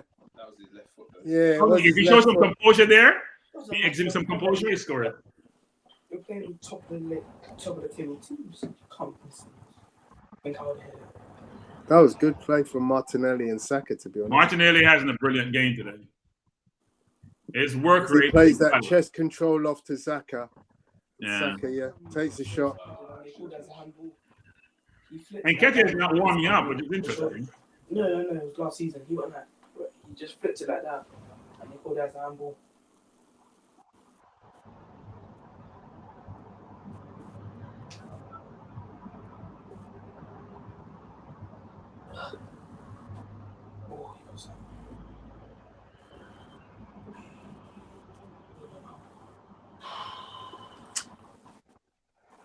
Yeah, a bit nerve-wracking, though, isn't it? Yeah. One goal and they could be back in it. And now, so yeah, we're at the 80th minute, 81st minute now. Arsenal still 4-2 up. Mainly dominating this game, but obviously Leicester do have their opportunities every now and again. Nketiah, we can see currently sitting on the bench next to Mohamed El-Neni. Big boot out from Ramsdale. Thank you. You could do this job, you know, couldn't you? He loves talking, yeah. Defensive work by Saliba. Again, excellent. Positioning is so important. Not only did he win the ball, but he won the throw-in as well. Great ball out. Saliba is a man. He's a very good defender. In the pocket. Jeez. Maddison with the foul on Xhaka. Free kick. He almost took his shot off him. Thomas plays it out to Tierney. Tierney to Martinelli. Martinelli, lovely ball into the feet of Jesus. Come on, Saka. What can you do here? You know when the game is hot and you've been playing hard, Saliba is breathing hard and sweating, which he doesn't do since he joined us. Smith Rowe for Saka. Yeah, finally. Well, yeah, that took a long time to do. Yeah, I'm surprised it wasn't. Look like Jesus is coming off too. For who though? Nketiah must be. I think he wasn't warming up. True. No, Nketiah is coming on. Yeah, he wasn't warming up, but he's coming on. Oh. So Pepe is way down the list, Tony. Pepe is in Siberia. I said, man, he's dead food now. Yeah, he's dead food, man.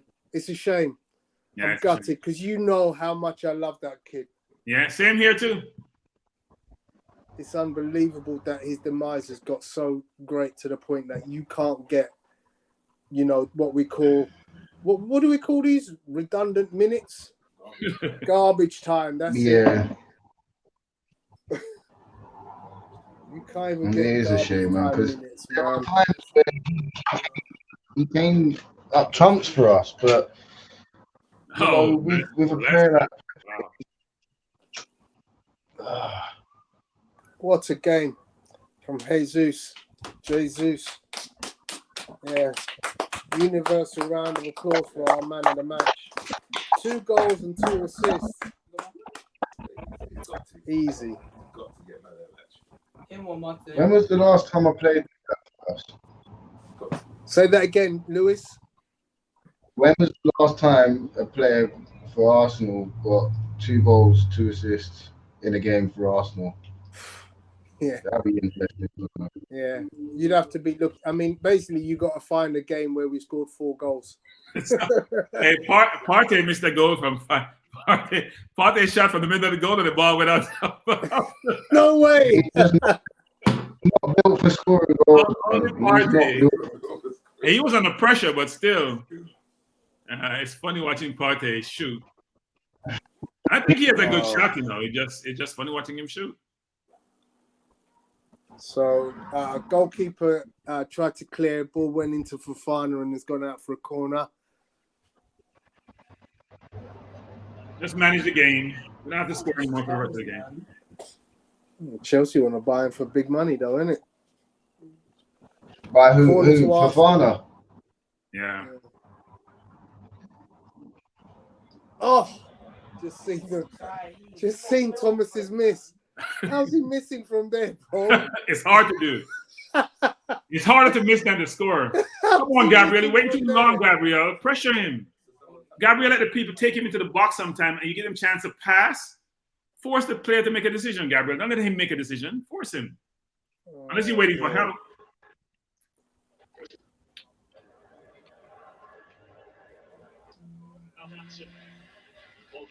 I'm surprised Saliba was in it. Oh, the ball hit a player, Tony. That's why it went out, Tony. It hit a player. Yeah, we saw that.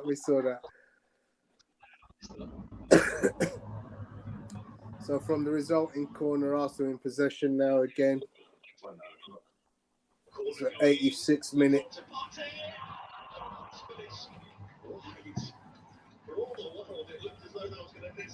Ball on the left. Xhaka plays the cross in. Easily picked off by Leicester. Trying to find Iheanacho up front. He's marshalled by Gabriel. Finds the inside ball, but not good enough. Played it behind Maddison, whose attempted shot only ends up going out for a goal kick.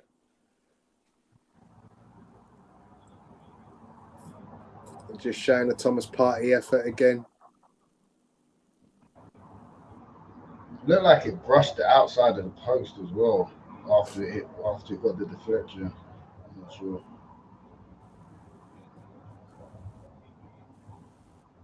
As I said at the start of the game, I would just love for him to get a goal because it would just give him, I think, a little bit of confidence.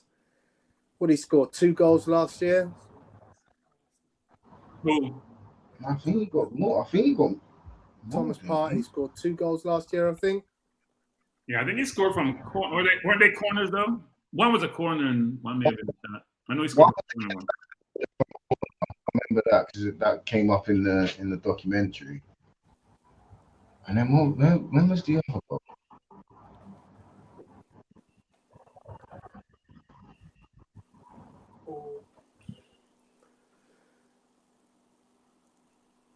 Good football, Arsenal. Good football. Oh, So again, this is one of them games that you're going to look back and go, right, I bet you everyone's going to start talking about Martin Odegaard. He's done a lot of work, but he doesn't get quite the headline praise like he does in some games where he, You can visibly see that he is the guy pulling the strings. Yeah. Today he's kind of it's been the Jesus show today. Yeah. Does Martinelli ever get tired? No. Who said that? Who was talking to me about that recently? Apparently his engine is just ridiculous. He never has. He's got the best engine in the whole club. Somebody was telling me this. That gave me some insider information that he's literally out training everybody every day. Yeah, he has a ridiculous energy. He looks like he has a good work rate. Tommy also got a yellow card. Bordano. Leicester player.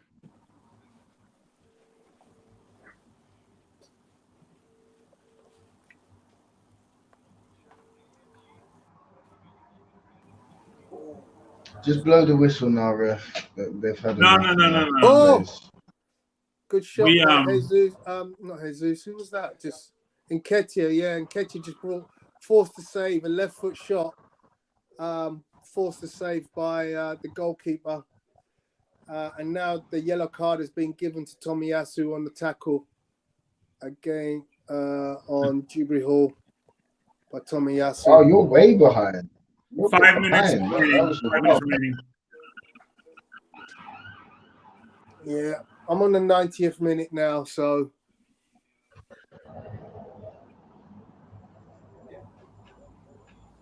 Leicester playing it around at the back, trying to find options. They're not quite looking like they're in desperation stakes. I mean, you'd think right now you've got to start, playing it a little bit longer because you haven't got the time to be knocking it around. You're already into injury time right now.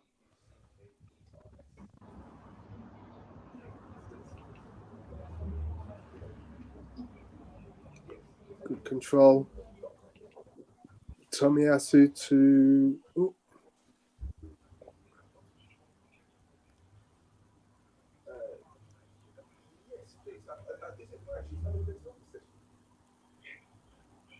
So free kick to Leicester in their centre circle. Foul by Martinelli. Leicester putting everyone up as high up as possible. Arsenal playing a very deep line from the resulting free kick, but they managed to play it out. Oh, foul on Odegaard, not given. Odegaard playing football nicely. Finds the open Tierney. And Nketiah's fouled the player just when Arsenal were on the break. And gets a foul on Maddison.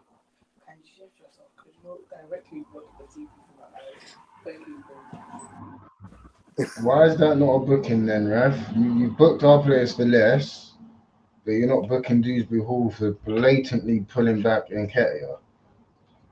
Typical.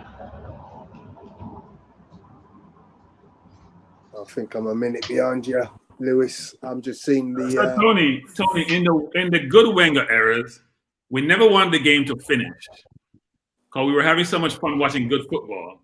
Yeah. Subsequent eras, we just trying to get the ref to blow off the game because we're afraid. Yeah. You're right. But, Really the thing with the Wenger era was in every season with our best players, we would see at least one or two 6-0s or even a 7 occasionally. Yeah. This team, I'm not ready to make that. Great header from Saliba. What an assertive header. But yeah, Get in. When you knew your team could score another 2 or 3 goals in injury time, you didn't want it to end. So that's why we're no, take the ball down. Don't shoot it. He was offside though. Yeah, he probably was. You shouldn't be offside there though. You gotta look. Plus, He never once glanced to see where the defense was. Never. You have to glance. Ed needed to make a firmer header than that. He's kind of just like, I'm kind of in the air. As long as I get a touch, I'm happy. He's not using none of his neck muscles there in that particular one.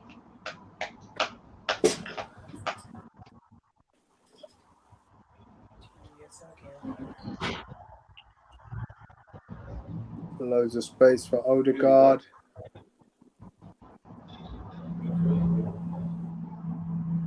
All out to Tierney. Tierney chips it. Oh! Yeah. Just seen the header. It's a good save from the keeper, though. It's full stretch.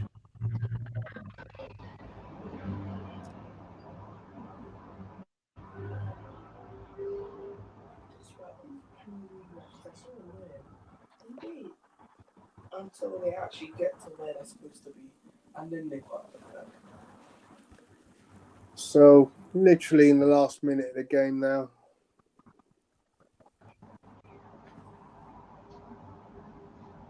What a contrast to last year, Tony. Last year, 0-2 at this point of the season, giving up goals and scoring none. Yeah. Clash of heads between Tierney and I think it might be Daka. It's either Iheanacho or Daka that's on the floor. Arsenal fans having a good time, singing and waving. Fun time in the Emirates again. That's what £450 million would buy you since 2019.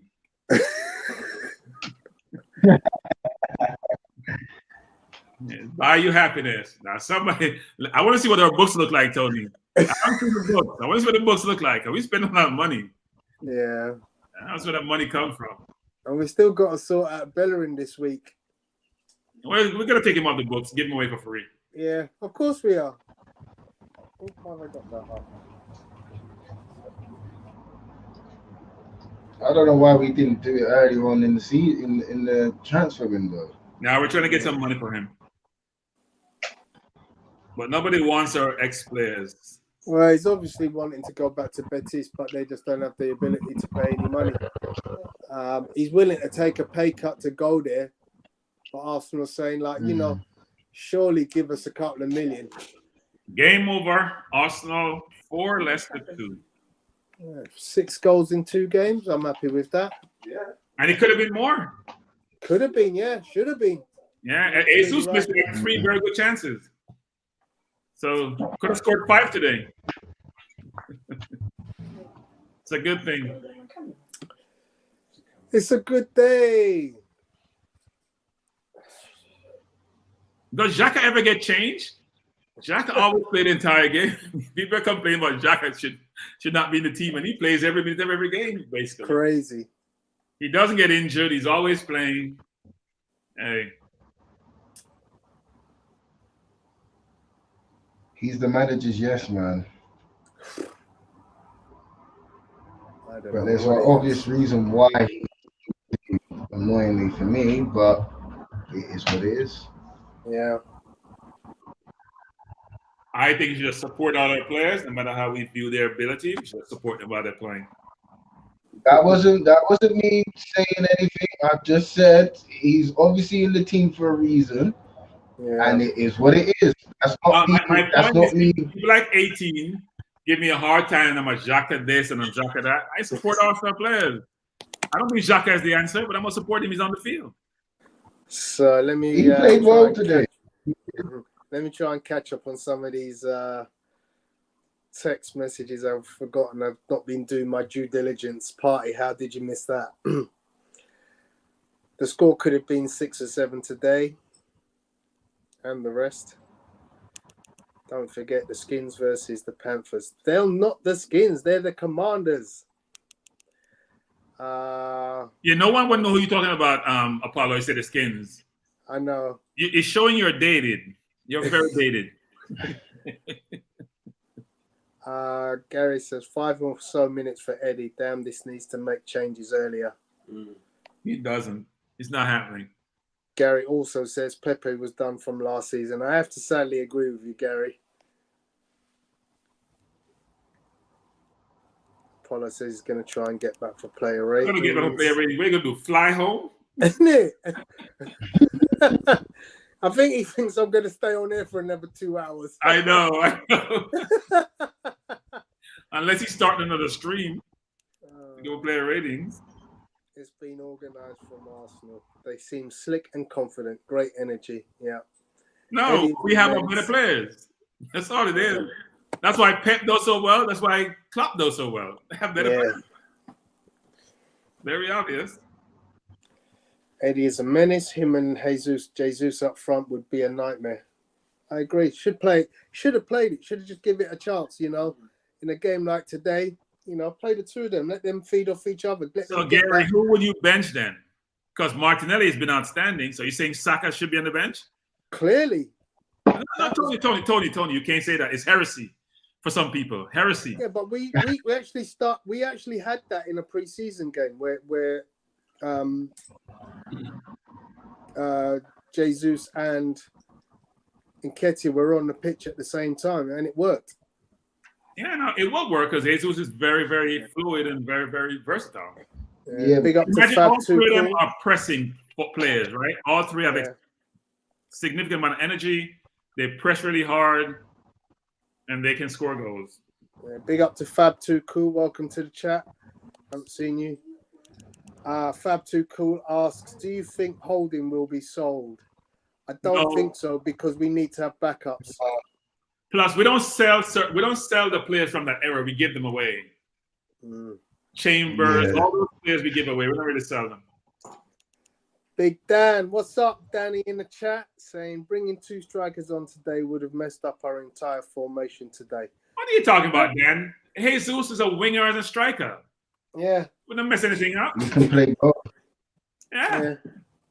He's just as effective out wide as he is in the middle. There you have it, my friend. It would have caused Leicester more problems because they've got more movement to deal with. Like having Eddie and Jesus and Martinelli and Saka. Well, even though, Saka didn't really do too much. If Saka was on his game, that's 4 young, hungry players that Leicester have to think about. If things go the way they're going, I do think eventually. Yeah.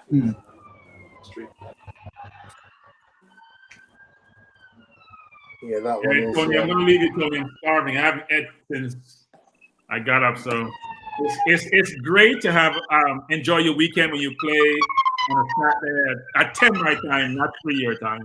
Or 3 year. I can enjoy the rest of my day. I want to say to everyone, hope you have a great weekend. I'm going to have one because my team won. Excellent. Are you going to be watching any pre-seasons? No, I don't watch preseason. I only watch preseason football, meaning soccer. I don't watch preseason American football. Okay. Because people are playing their best player. They don't want to get injured.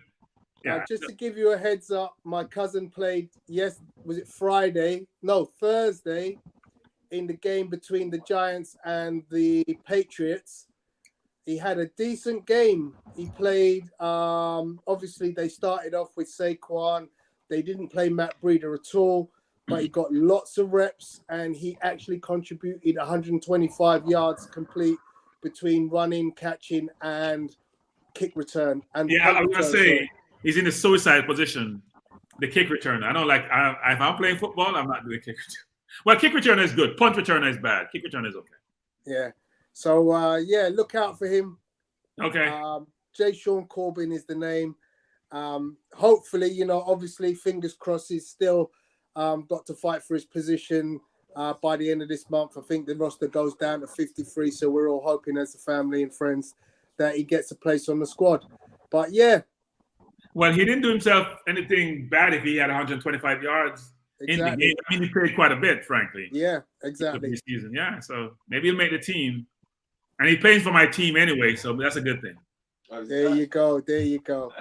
All right. But anyway, my brother, have a great day, yeah? Same to you. Bye, everyone. Take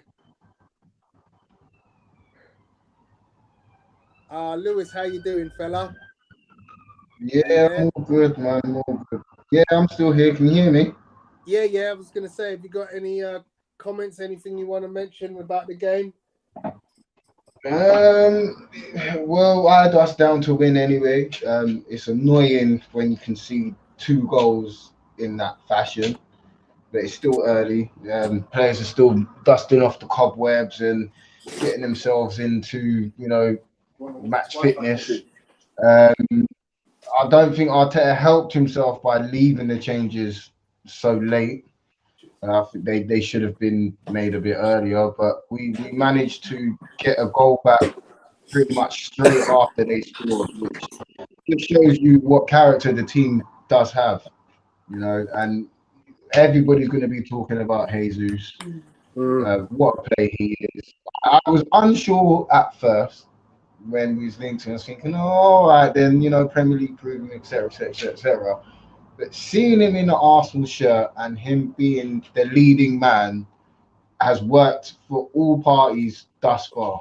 And I just hope that it can continue to be fortuitous. I, I want him to do extremely well. So all those haters that doubted that Oh, just leave it there. Just leave it there. silence. Yeah, man, it was a very good performance by all Excellent. in the end. Yeah, so I have to concur with you. I believe, you know, the substitutes have to be managed better than that. But yeah, overall, great performance. Just trying to tune in to see what the rest of the results were from today.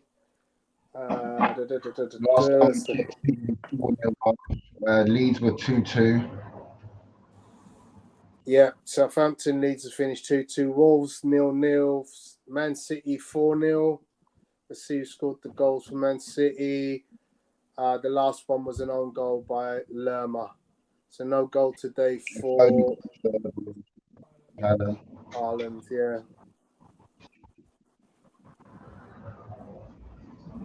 But it's nice, like Bertrand was saying, this time last year, you know, we got beat up by Brentford.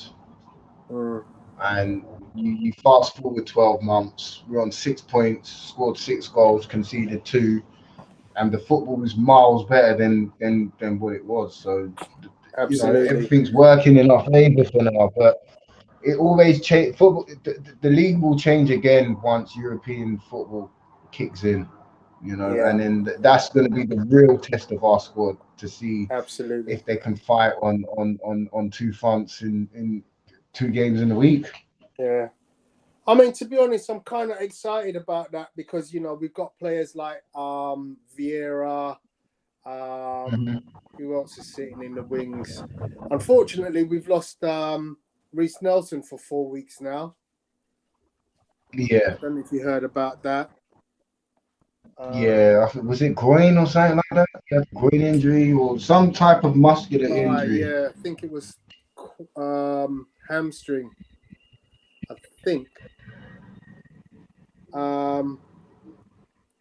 Interestingly, Apollo says Arteta was right not to change it. Hantiyuma or Hantiyumi, welcome to the chat. That's a name I've not seen before. Has commented that Tielemans' head was not in the game today. Rodgers never subs him. So yeah, that could very well be the point of why he was subbed because he's not there mentally.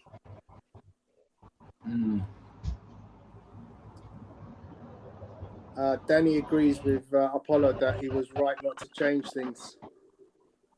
I don't know, because as soon as Leicester changed their shape, we kind of like got lost, and then they scored. So, you know, we've got to, and it came right after the water break as well, which is always a dangerous time because nobody switched on at that point. But I still think that Arteta should have made at least 1 or 2 changes then. But everyone thinks differently and everyone sees the game differently. Yeah. Just posted in the chat the stream. Danny, if you want to come in and give us your opinion of the game, and anybody else who's watching who wants to come in and have a chat, just let us know what your feelings are. Any of you two want to give your feelings on the game? I would love to give my feelings on the game. Come on in. Actually, you go first. Why am I doing first? I can go first. Let me turn the All right, come in. I'm behind you. How you doing, guys? I think it's a really good game. I do agree. I think the changes should have come a bit sooner. I feel sorry for Pepe, and I do think he should be given a chance as well. I love Saka, really love Saka. Wasn't really feeling this game. I think I see Odegaard, obviously him being the captain, wanted to leave him on, but I think he should have come off. And I think I would like to see Smith Rowe in there for, say, the last 20 minutes and see how he performed. That's mine. Cool. I'm going to get my young nephew. Come in. Hello guys, hello. Obviously, a lot of the same stuff. I just feel like Pepe should have come on, and I feel like the substitution should have been made earlier, and maybe someone else come off, like try Odegaard, or maybe even he was playing left back. Tierney and Zinchenko. Yeah, Zinchenko come a little bit earlier, or maybe even playing more in the midfield. Cool. There we have it. The family have spoke. The family have spoken. So let's get some stats up. Giving you the results from the day. Let me get the details of. You know how I love a stat. So possession for the full match ended up at 50-50 after us dominating 55-45 in the first half. Shots were 19 shots by Arsenal to Leicester 6. We had 7 shots on target to their 2. Corners 6 to Arsenal, 2 to Leicester. We actually committed more fouls. 15 fouls committed by Arsenal to Leicester's 9. Let's see what else we can bring up.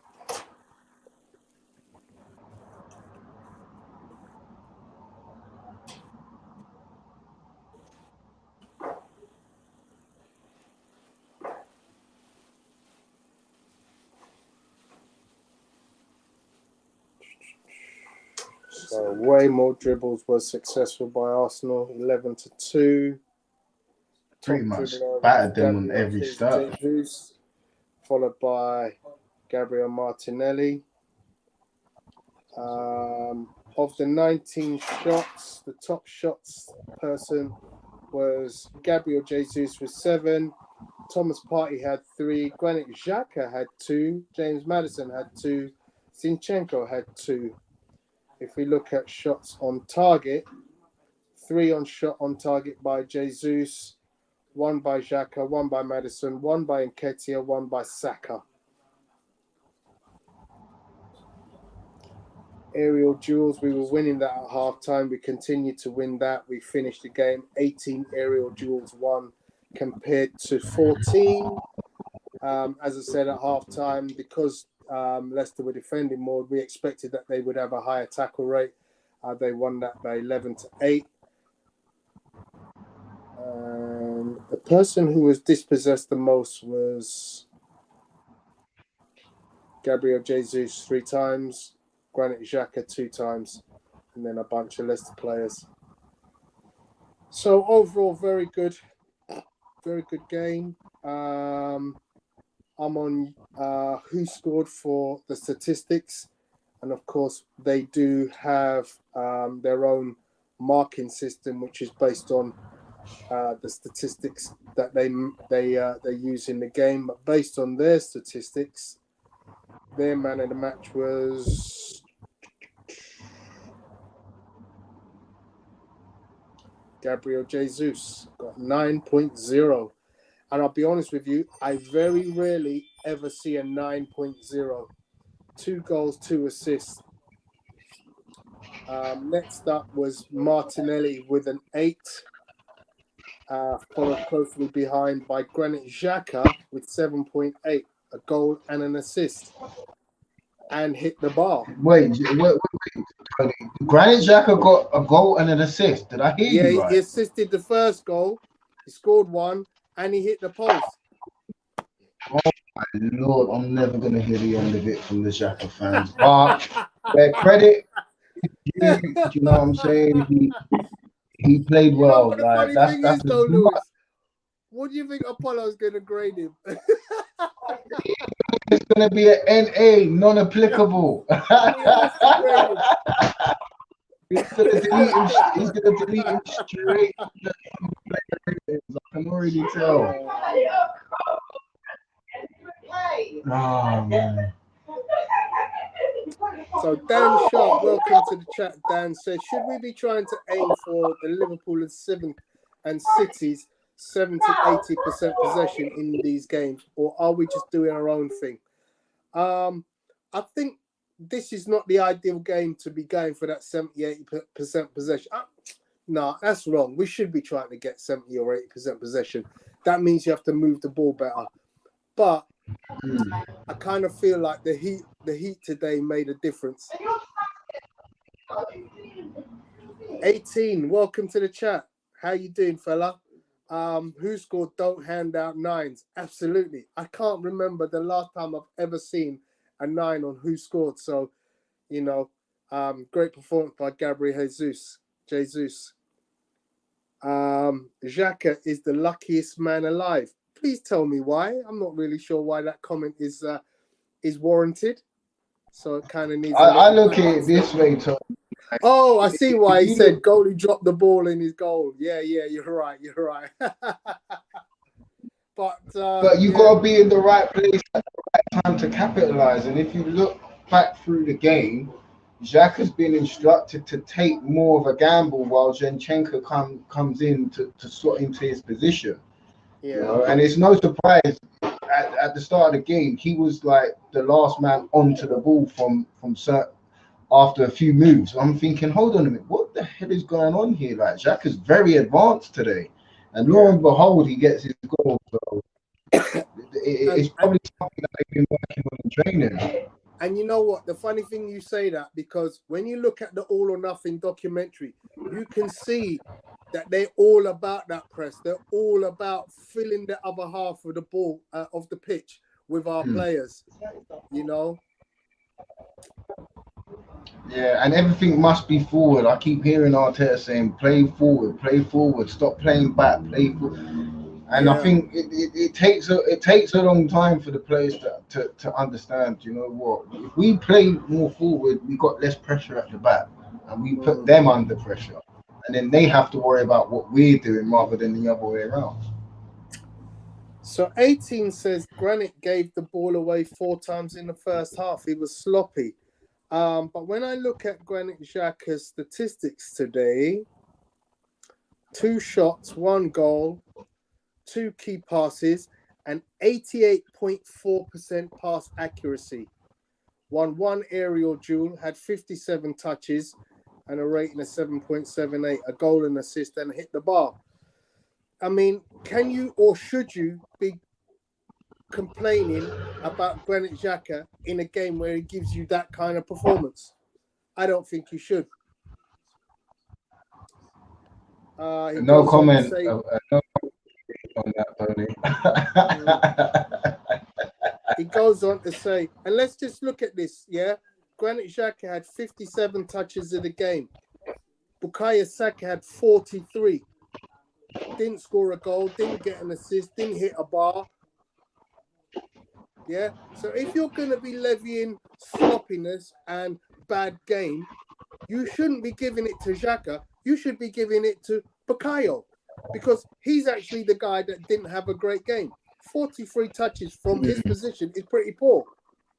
In fact, no other player on the team had less touches who played that amount of football. The highest number of touches. And you could see as well, Tony, that the ball was going out to the left a lot more than it was going out to the right. And that's because Bukayo just wasn't on it today. And sometimes it's like that. Sometimes games are like that. Yeah. And that's when the manager should be looking at that and saying, well, clearly that guy isn't doing what I want and I can make a change, and I shouldn't have put myself in jeopardy, because I know what Pepe can bring. Offensively, he's going to be able to deliver, but defensively, I know he can deliver too. 18 says, Lewis, I agree. This time last year, Xhaka gave away a penalty versus Man City. So, yeah. He wasn't playing Man City today. Yeah, that's the thing. We're playing Leicester City, you know, different game, different circumstances. You know, back then the team wasn't fit. It was still ravaged with COVID. I don't think they prepared properly, you know. And yes, Xhaka can be a liability at times, but also he can be a very, very good player on his day. And that's like, it takes me a lot to say that. But today, I thought he had a very good game. Like, you can't deny it. The stats don't lie. 18 says that Saka was poor today and gets a 3 from him. So I guess we just talk about player ratings. Are you ready to start doing your own? Yeah. Yep. Okay, so let's bring up the team. Let's get rid of that. Let's get rid of that.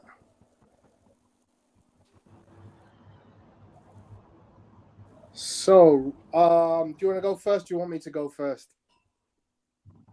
Since you're the host, you go first. Okay. Or do you want me to go first? I don't mind. Okay, so Ramsdale, did he make any mistakes today?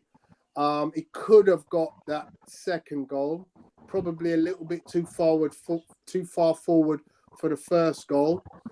But overall, I don't think he had a disastrous game. Couple of good saves again, but he does need to buck up his ideas a little bit. I'm gonna give him a 7 out of 10. Ben White didn't really do anything wrong, but wasn't great at the same time. I don't think he quite is as offensively as good as, say, Tomiyasu or Cedric. I'm going to give him a...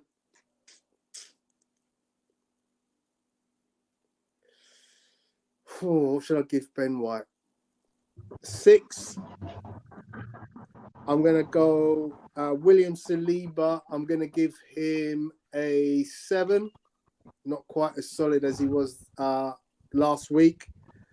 Gabriel, I'm going to give a solid 7.5.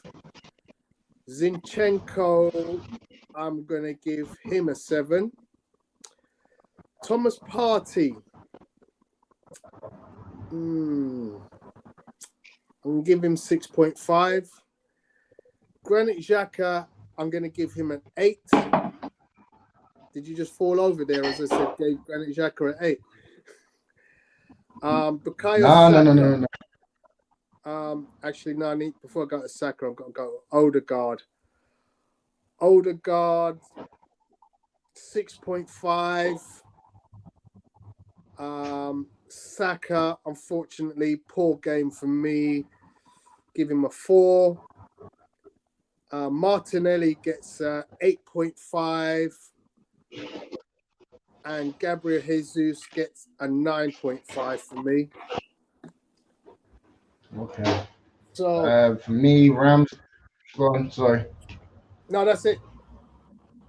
Okay, Ramsdale, he gets a 4.5 just for the sheer fact he, conceded the 2 goals. Although he wasn't directly responsible, he was kind of partly responsible. But then I thought his distribution led to us getting a couple of chances today. Ben White was quite quiet. I think with Leicester, a lot of their play came down their left-hand side. It didn't really, he wasn't really in the game, but he was never out of the game. Does that make sense? Yeah. So he gets a 6.5. I thought William Saliba was absolutely brilliant. He did get the own goal, but that was the only mistake he pretty much made in the whole entire game. I'll give him the 6.5 because the 2 goals conceded. Gabriel had a few shaky moments, lapses of concentration. The goals weren't very nice. It was very hard. I'll probably give him a 5. Zinchenko, it was because he was tired. The first goal came down his side, and then eventually got hooked off. He was pretty tidy on the ball. Even getting into the opposition's box to get a few shots off. He gets a 5. Thomas Partey, I'll probably give him a 6.5. Bit of a not quite, but not. It wasn't a game where he took over the midfield because with Thomas Partey, when he's in the mood, he takes over and he's distributing the ball around. But I think he was quite conservative today. Xhaka, I was quite surprised with. playing a lot more advanced than what we're used to seeing him in. Got rewarded with his goal, got an assist. He deserves a 7.5. Saka was the poorest player on the pitch. Didn't really do too much. It didn't look like he wanted to be out there at times, so he's getting a 4. Odegaard's a strange one because you don't see him in games, but he gets about and does his thing. He gets a 6.5. I thought Martinelli was brilliant today. Gets on the score sheet. It was an absolute thorn in the Leicester side, so I'm going to give him an 8. And for a man of the match, I mean, Jesus, he gets a 10. You don't score 2 and assist 2 in any game. So yeah, that's me done. Excellent. Wow. So Apollo said he's not going to make it back in time to do the ratings. Dan Sharp says Savage ratings. Not quite sure what that means. You ready to do your ratings? Come on. Let's get them.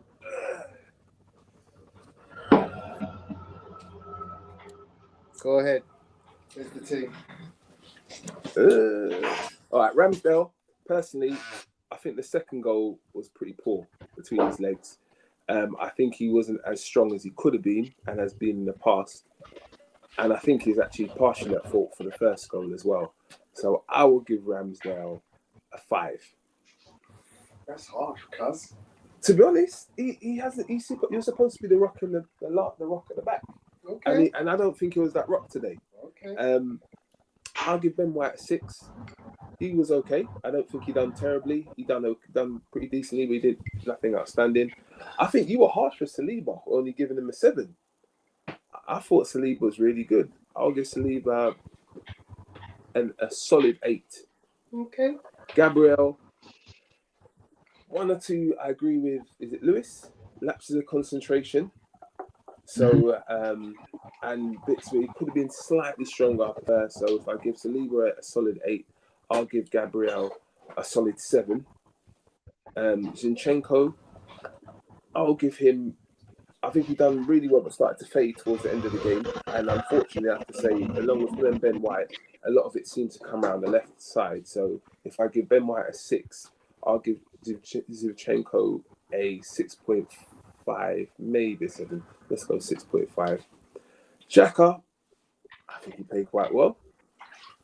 Done what he's asked to do. He's clearly not the most, I won't say talented, but he's not the most skillful. And so I think he played within his strengths today. And I'll give Xhaka an 8. Saka, unfortunately, is my favourite player. I do think he had a poor game today. I don't think he was terrible, but I think we all have very high standards for him, which I don't think he lived up to today. So I'll give him a 5, I'm afraid. 5.5. I'll give him 5.5. You gave him more than Ramsdale. Oh, did I? You gave Ramsdale a 5. All right. I'll give Saka the same 5. 5. Odegaard,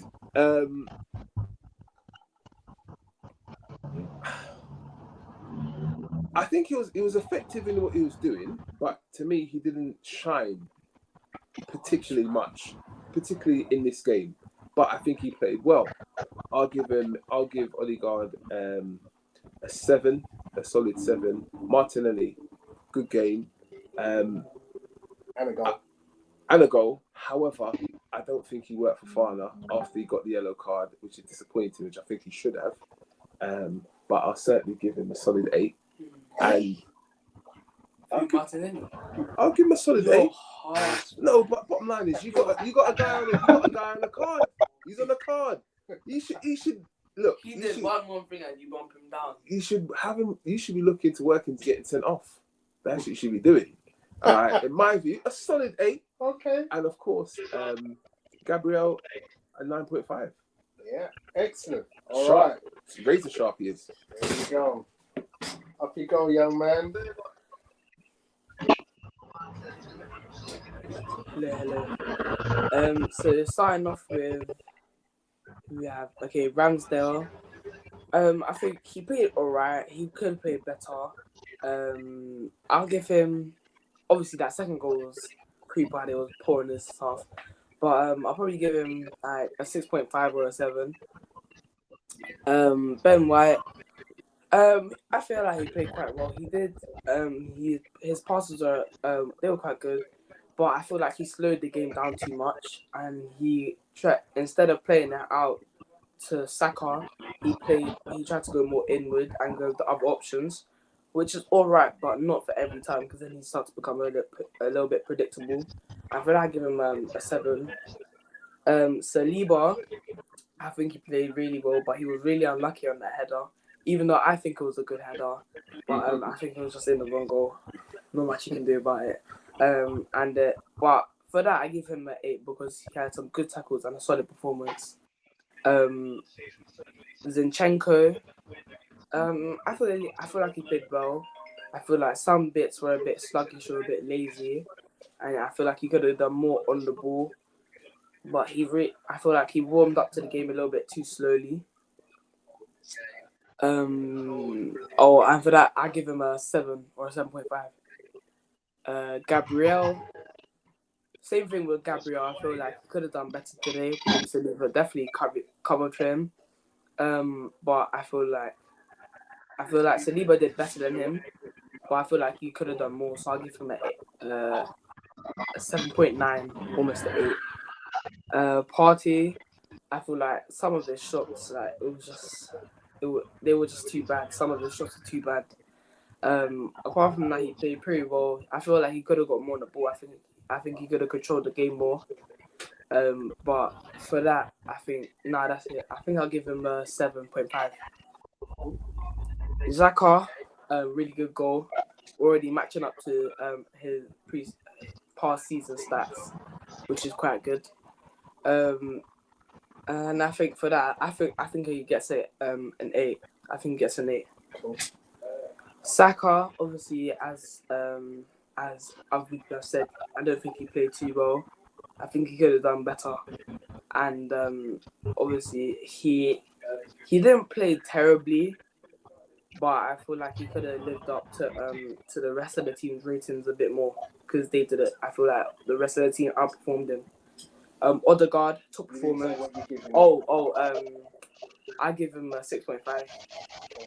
Odegaard, I feel like he really stepped up, and because Saka wasn't really in the game too much, I feel like he made it a little bit easier to play to the other side. And for that, I give him an 8.5. Martinelli, he played really well, in my opinion.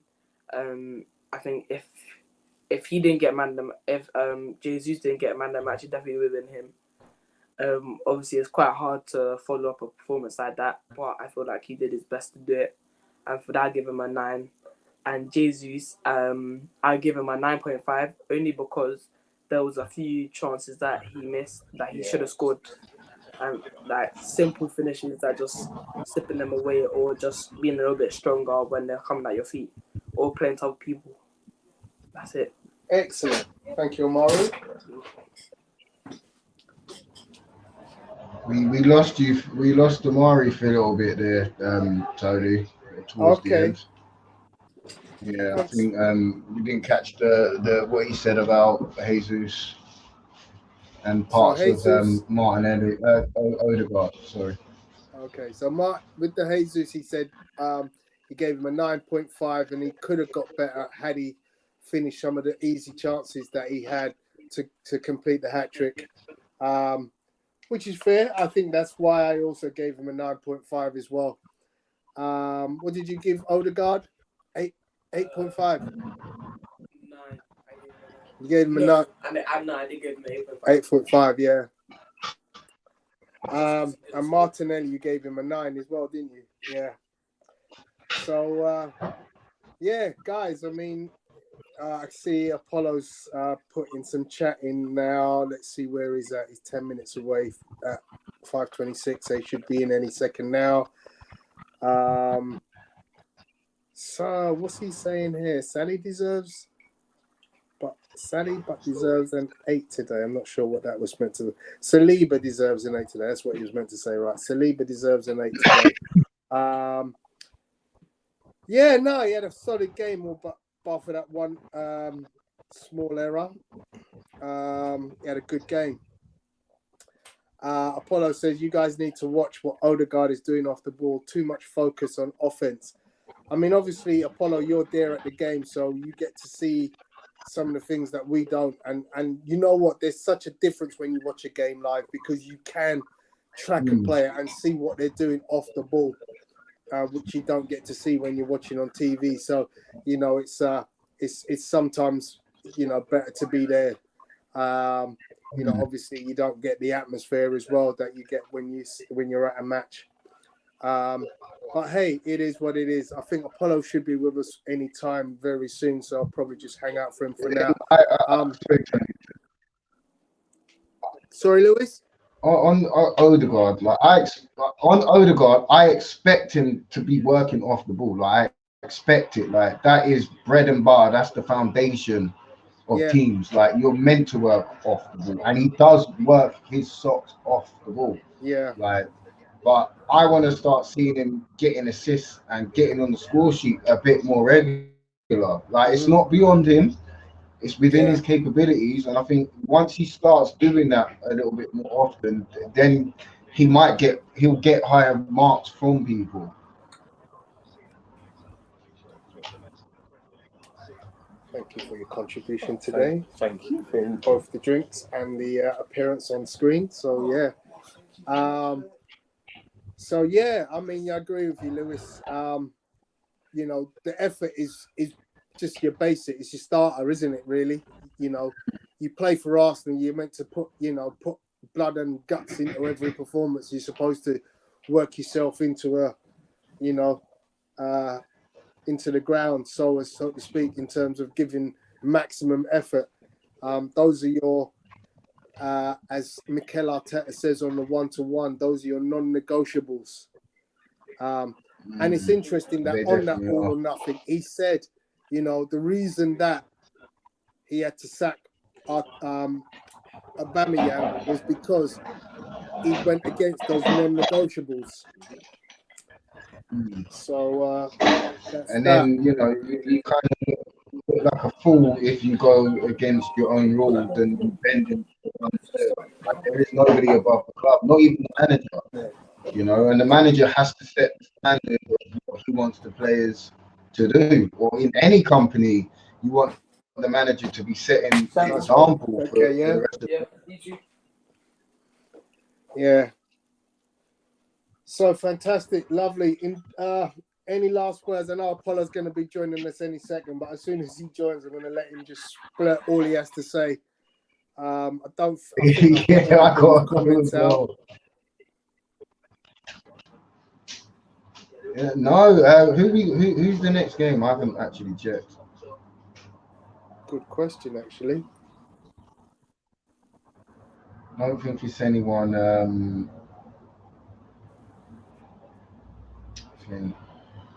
Our next game, Bournemouth next away Saturday from home. at Next, Bournemouth.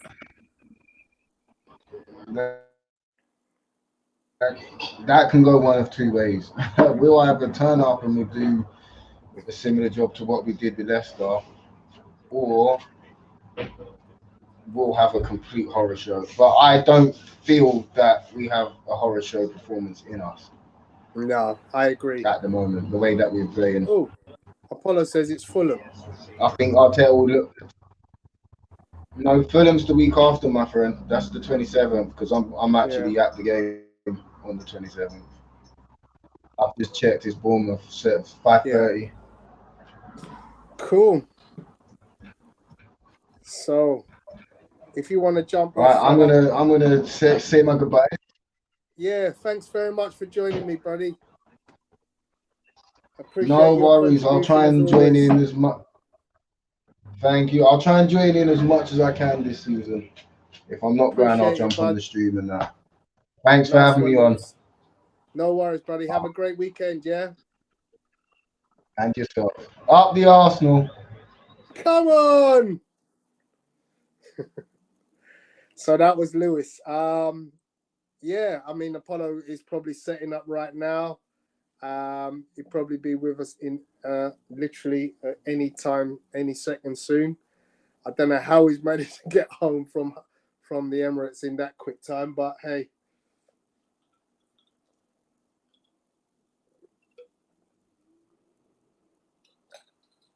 Guys, if you're still in the chat and you want to put in the chat your own ratings for today, please do. I'll happily read those out for you. But yeah, no, it's a great feeling to have won the week, won on the Saturday afternoon. It just means that the rest of the weekend is all happy. It's all gravy, isn't it? So yeah, enjoy that weekend. Where are you, Apollo? Where are you? Who likes my personalization of my of this kit?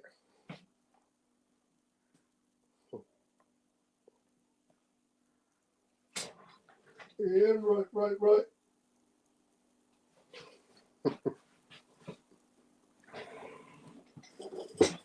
There he is. Hey, what's up, everybody, man? Lord, what a tiring game today. Oh my word, what a tiring game. I'm exhausted. It was about 34 degrees outside the stadium. Inside the stadium was about 38, 37, wow. 38. It was very, very hot today, man. Yeah. What a game, though. Really enjoyed the game. I just finished up shooting my game vlog, so after I finish now, I'm going to try and work on that while watching the Washington Panthers game starting at 6 o'clock. But I just want to say that the scoreline overall, guys, did not reflect how dominant Arsenal was today. The 2 goals that Leicester scored, obviously we know what happened with Saliba. As soon as he scored, the first thing I did to you guys was not really talk about the goal, but talk about the response from the goal. And the reason why I said that was very important to me. Last summer, Arsenal were ravaged, 9 players out with injuries and COVID, lost against Brentford, came home to our first game of the season against Chelsea. We lost 2-0, and they booed the players, the young players, 3 of them having their debuts, and they booed them off the field. Today, we saw a complete turnaround from the fan base where they had a young player, 21 years old, first home game for the team. And when the goal went in, the stadium was silent. Nobody said anything. I messaged you guys and said, Saliba has scored. I didn't tell you whether it was a goal or an own goal. I just put Saliba has scored. I think one of you messaged to say, which side did he score on? And I didn't want to do that because I didn't want to paint a bad picture over it. A minute later, when the ball went to Saliba, the whole stadium clapped for him. The whole stadium clapped. And then about another 30 seconds, he got the ball back again. And then he got a standing ovation. Everyone got out of their seats, stood up and clapped. And that has got to tell everybody. And unfortunately, we don't talk about these things in the media. We don't talk about these things on TV. Nobody talks about it in their streams. But I bring it up because the synergy between the players and the fans and Arteta is so important to our success. And what we saw from that one statement there was how good must Saliba be feeling walking into that changing room now? 10 minutes after he scored the own goal, he saved the ball off the line. And I turned around and I said to Reece is the guy who sits next to me, I said, he was going to get an 8 today regardless of what happened. I think only one person on the stream, I was listening to the player ratings, I think only one person gave him an 8. He didn't put a foot wrong. The only thing that he did wrong was the own goal. And he didn't have much, he didn't know much about it. It was actually a clearance and the ball could have gone anywhere. But it was a great quality ball in from Leicester. And unfortunately, it was unlucky that it ended up in the back of the net. So it was just unfortunate. But it doesn't take away the performance that he had, which was an 8. But I'll just run through it quickly, guys. The goalkeeper, Ramsdale, I'm going to give him a 6. Produced a couple of good saves, and he was just unlucky, with his collision with Vardy in the first half.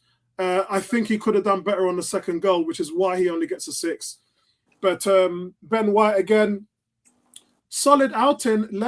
And to his respect, Leicester attacked more down the other side with Zinchenko because you knew Zinchenko was going to be in a advanced position. He might be playing a left back on the sheet of paper, but in reality, he's actually playing in the number 8 role, and that allowed Xhaka today.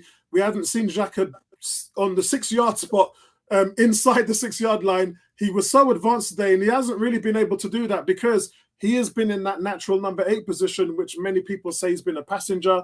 But today, Zinchenko was playing in such an advanced role that Leicester knew of that, and then they started to attack that right-hand side relentlessly, and that's where Maddison scored the goal from, because he just had so much space in there. But I'm going to give Ben White a 6. Didn't really have much to do. Saliba, as I said, he gets an 8. Unfortunate for the goal, but an absolute solid performance still. I think he had 6 clearances, the most on the field, just like last week when he had 7. Gabriel, I thought Gabriel was solid as well. I'm going to give Gabriel a 7. Good performance from him.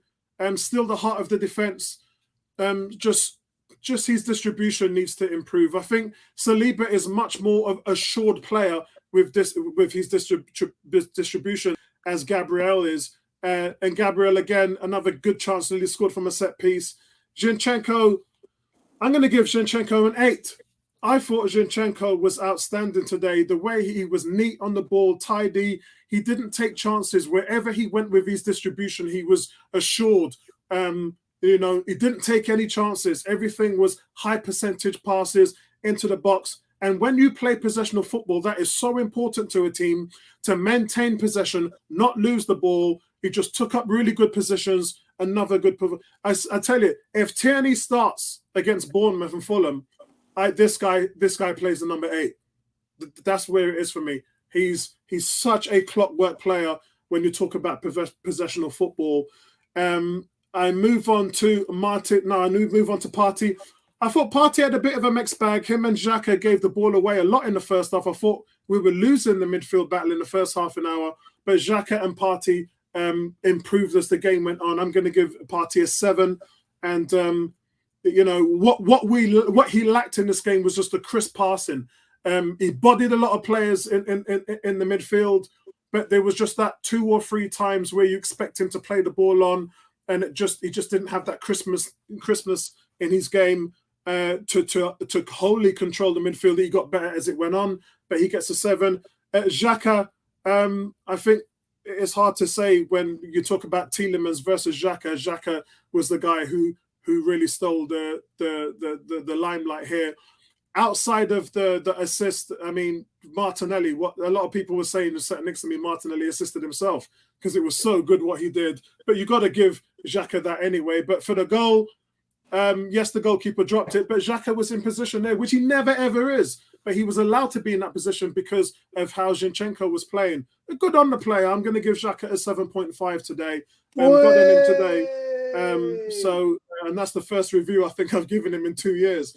Odegaard, the guy, I've got to clear up this Odegaard thing, but just because a guy isn't advanced in his creativity doesn't mean, there is so much as the captain, so much in that number 10 role that is being asked of a player. He's constantly driving at the Leicester back line. His passing was neat. Unlike the other guys in midfield, he didn't give the ball away. He kept things ticking over nicely. After half an hour, when we were losing the midfield battle, it was him that was starting to get us back into the game. And I don't know whether you saw some of the stuff he's doing in the midfield, some of the progressive play. You hear Arteta saying forward, forward, forward when you're watching All or Nothing, and he's a big part of that. He gets forward. He is directing his play.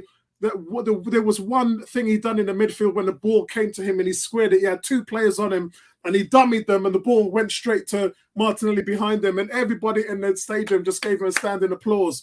Just it was like a Allen Iverson crossover, just the way that he just dupes players. But the way he presses and the organization coming from him and the vocalness of him on the defensive side when we don't have the ball and Leicester are playing out of the back, he's the guy that dictates that. And it just doesn't say enough for what he does for this team. I'm going to give him a 7, a solid 7. Saka, I think Saka gets a 4 today. I'm sorry, guys. I don't have anything against him, but he didn't look. He looked unassured. He just looked out of the game. His head wasn't in it. Look, man, it happens. You have games like this, guys, and we have to accept it. And I was saying to those guys when they were talking about substitutions, he needs to come off, and that's exactly what Arteta did. Man of the match for me, 9 out of 10 was Gabriel Jesus. Guys, could have had 4 goals today. Last week against Palace, we saw his footwork in the box. Today, it went one further. It's like watching Alexis Sanchez with the brain. And I say Alexis Sanchez with the brain because Sanchez innately gives the ball away so much times. And it's just like he plays with abandon and a headless chicken. Jesus does not play like that. Jesus plays with intelligence. He's a constant menace. He's direct. He's two-footed. He's smart. He's intelligent. He knows where everything is around him. And it's just, guys, what a way for your home debut. 2 goals, could have been more. Martinelli, 8 out of 10 for Martinelli. 2 goals in 2 games. And actually 3 games in a row he's now scored in the Premiership because he scored in the last game against Everton last season. And he's just on another level. He's hungry. The pressure is constant. He's listening to Martin Odegaard for the press. He's constantly harassing. It's such a shame because people keep asking, why is he starting ahead of Nketiah or Smith Rowe? And this is why he's starting, because he keeps things nice and balanced. He's offensive and he's defensive. It's just sensational what this guy is doing. He's 21 and the best is yet to come from him. And I really, really loved his games. Great to see. I'm not going to grade the substitutions, but good to see Tomiyasu come on, look hungry. Tierney got a standing ovation when he came on. Nketiah again doesn't drop off when you put Eddie in there. Smith Rowe was supposed to freshen things up, but sort of didn't really get involved. But again, Arteta, fantastic. We could have had 6 or 7 goals today. So it just goes to show you what Arteta is doing is working. The scoreline, as I said, Tony, doesn't reflect the performance. We should have won 6-1, 5-1, maybe 7-1. I mean, they got lucky. We had 2 chances, which we had Partey and Jesus had shots and open goals and just missed the target. And it really doesn't tell you enough about the result. But the last thing I want to say, Tony, is when you get people in here and you get people in the media saying, preseason doesn't mean anything. Preseasons mean everything. Preseason means everything, guys. When your preparation is right, your performance is right. And because of preseason, we've come out now, we've scored 6 goals in 2 games, let in 2, and our style of play from the preseason hasn't changed. It's just dominant. It's straightforward. It's busy. It's hardworking. It's exceptional between the lines. It's defensively acute when we're pressing the ball. Everything we saw from the Chelsea game, the Orlando City game, the Everton game is what we're seeing against Palace and against Leicester City. So it hasn't dropped off. So preseason is very important to what we're doing. And that's all I really want to say, guys. And congratulations to you, Tony, as well. Really good stream. I can't listen to it in the radio because of the data and everything. So what I decided to do is this type. It does bring a few changes for me, though. I'll have to talk to the moderators today at 101 on the forums, because the activity on the forums is just not happening. It's more here. When I look at the chat here, we seem to have the vibe and the energy here. But when I look at the forum and the game thread, I'm not seeing enough. So whether that means that we focus more on it here, I don't know. I need to know whether there is a market for it on the forum, on Facebook, or whether we should just move it. Because normally I'm putting those comments in the Facebook forum. But sometimes it feels like you're talking to yourself. So I think that kind of energy should be focused where the energy and the passion is, and that is on the YouTube channel. So I'll think about that this week and put a poll up. Cool. So yeah, what was your thoughts overall today? Oh God, we never had a banner up. Let me just put the banner down there below. What was your thoughts, Tony, about today? No, I thought we had a really good stream. I thought the game was superb.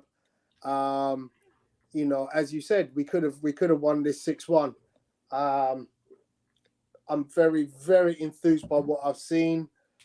It's very good that we're getting this performance occurring right as we're seeing All or Nothing, because you can actually directly see what Arteta was dealing with last year, what he was trying to achieve, and what's going on now, and mirror and go,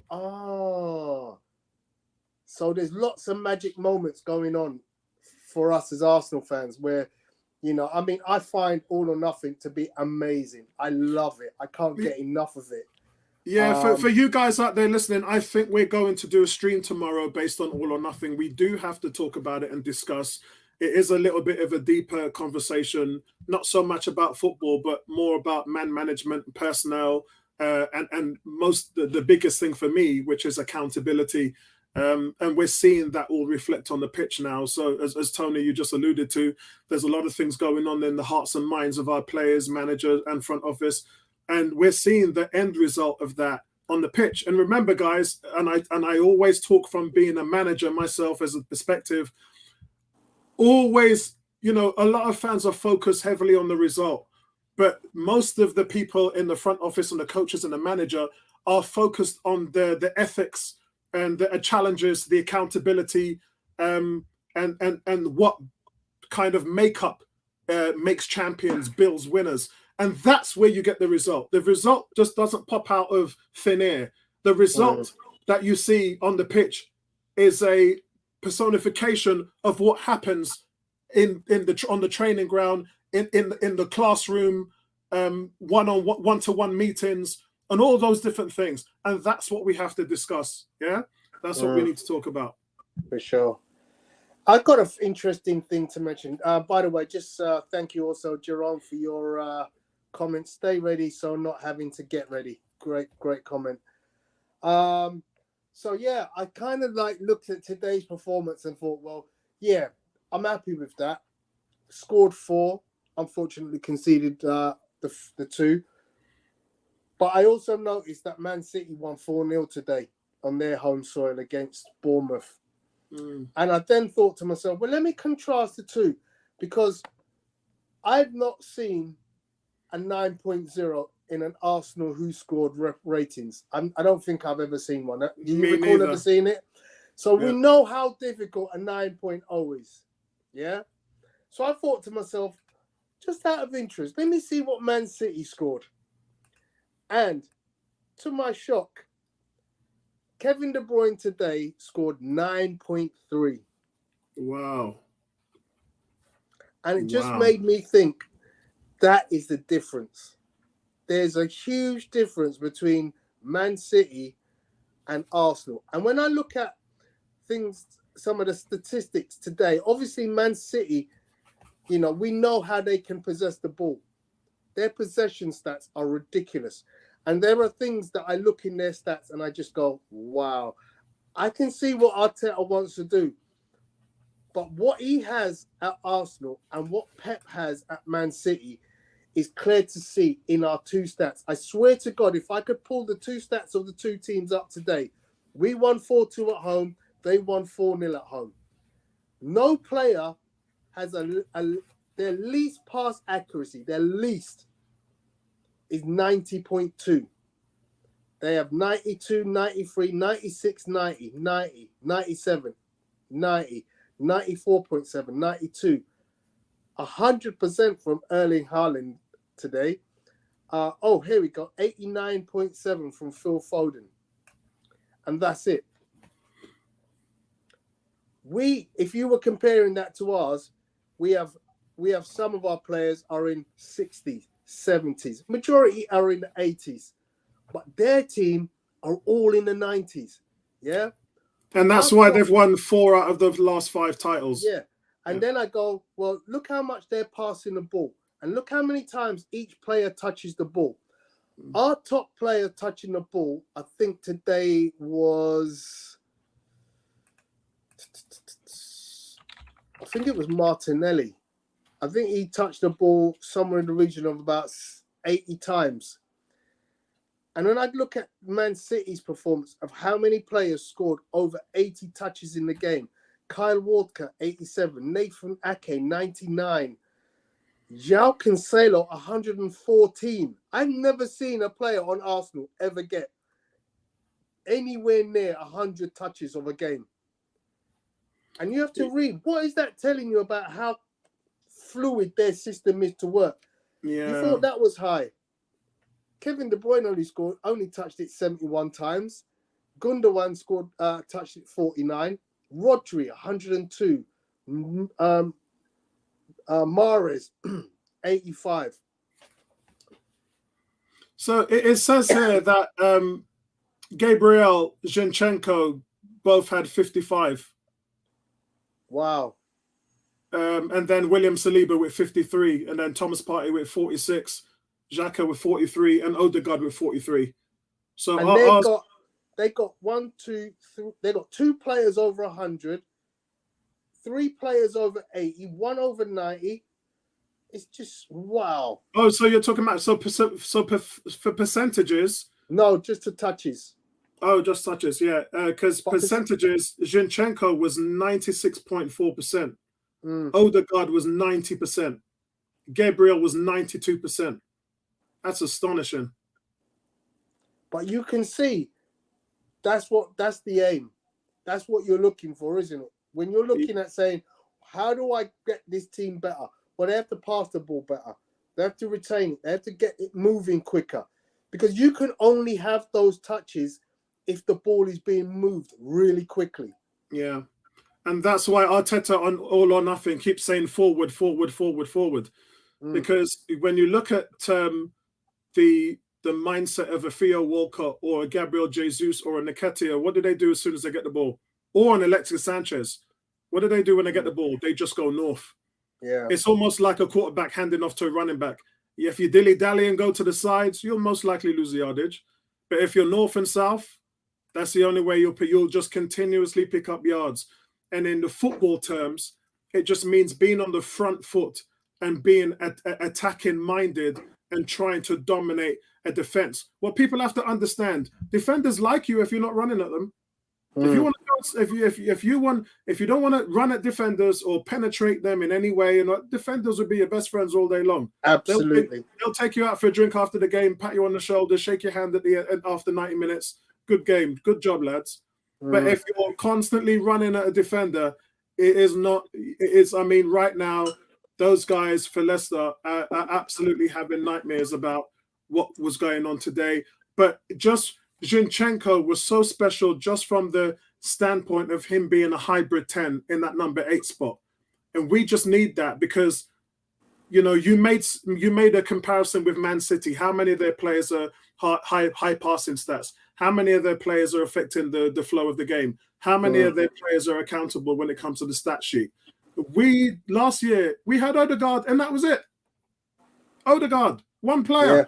Yeah. And when we played Liverpool, Jurgen Klopp just said to them, I want you on Odegaard, I want you on Odegaard, and I want you on Odegaard. And that was it. And what that did is that gave Martinelli the space. I'm talking about the Carling Cup, the League Cup now. That gave Martinelli the space to work in a one-on-one scenario where he was just going at. He didn't do anything. He didn't produce any goals or assists. But he had a dynamic game because all the attention was on Odegaard. Switch to 2022-23. We're now in a position where we have so many creative players across the front line that you can no longer focus in on one player now. And I noticed in the first half an hour, Brendan Rodgers did try and tie up Odegaard, but everybody was just running rings around him. And they had to, again, if you saw the preview I had with Jamie on Wednesday night, Leicester's a very difficult commodity. They play a 3-5-1-1, very difficult to match up with in the midfield because they've got a lot of good players in the midfield there. But it just goes to show you how Arsenal was sort of working their way through that today. But Zinchenko, guys, if Tierney is back, he has to play in that 8 role. He can give you so much more. Intelligence-wise, I think he's top of the chain.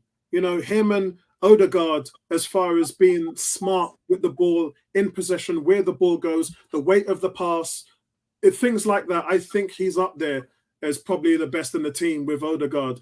So experienced, man, so high level, so much quality.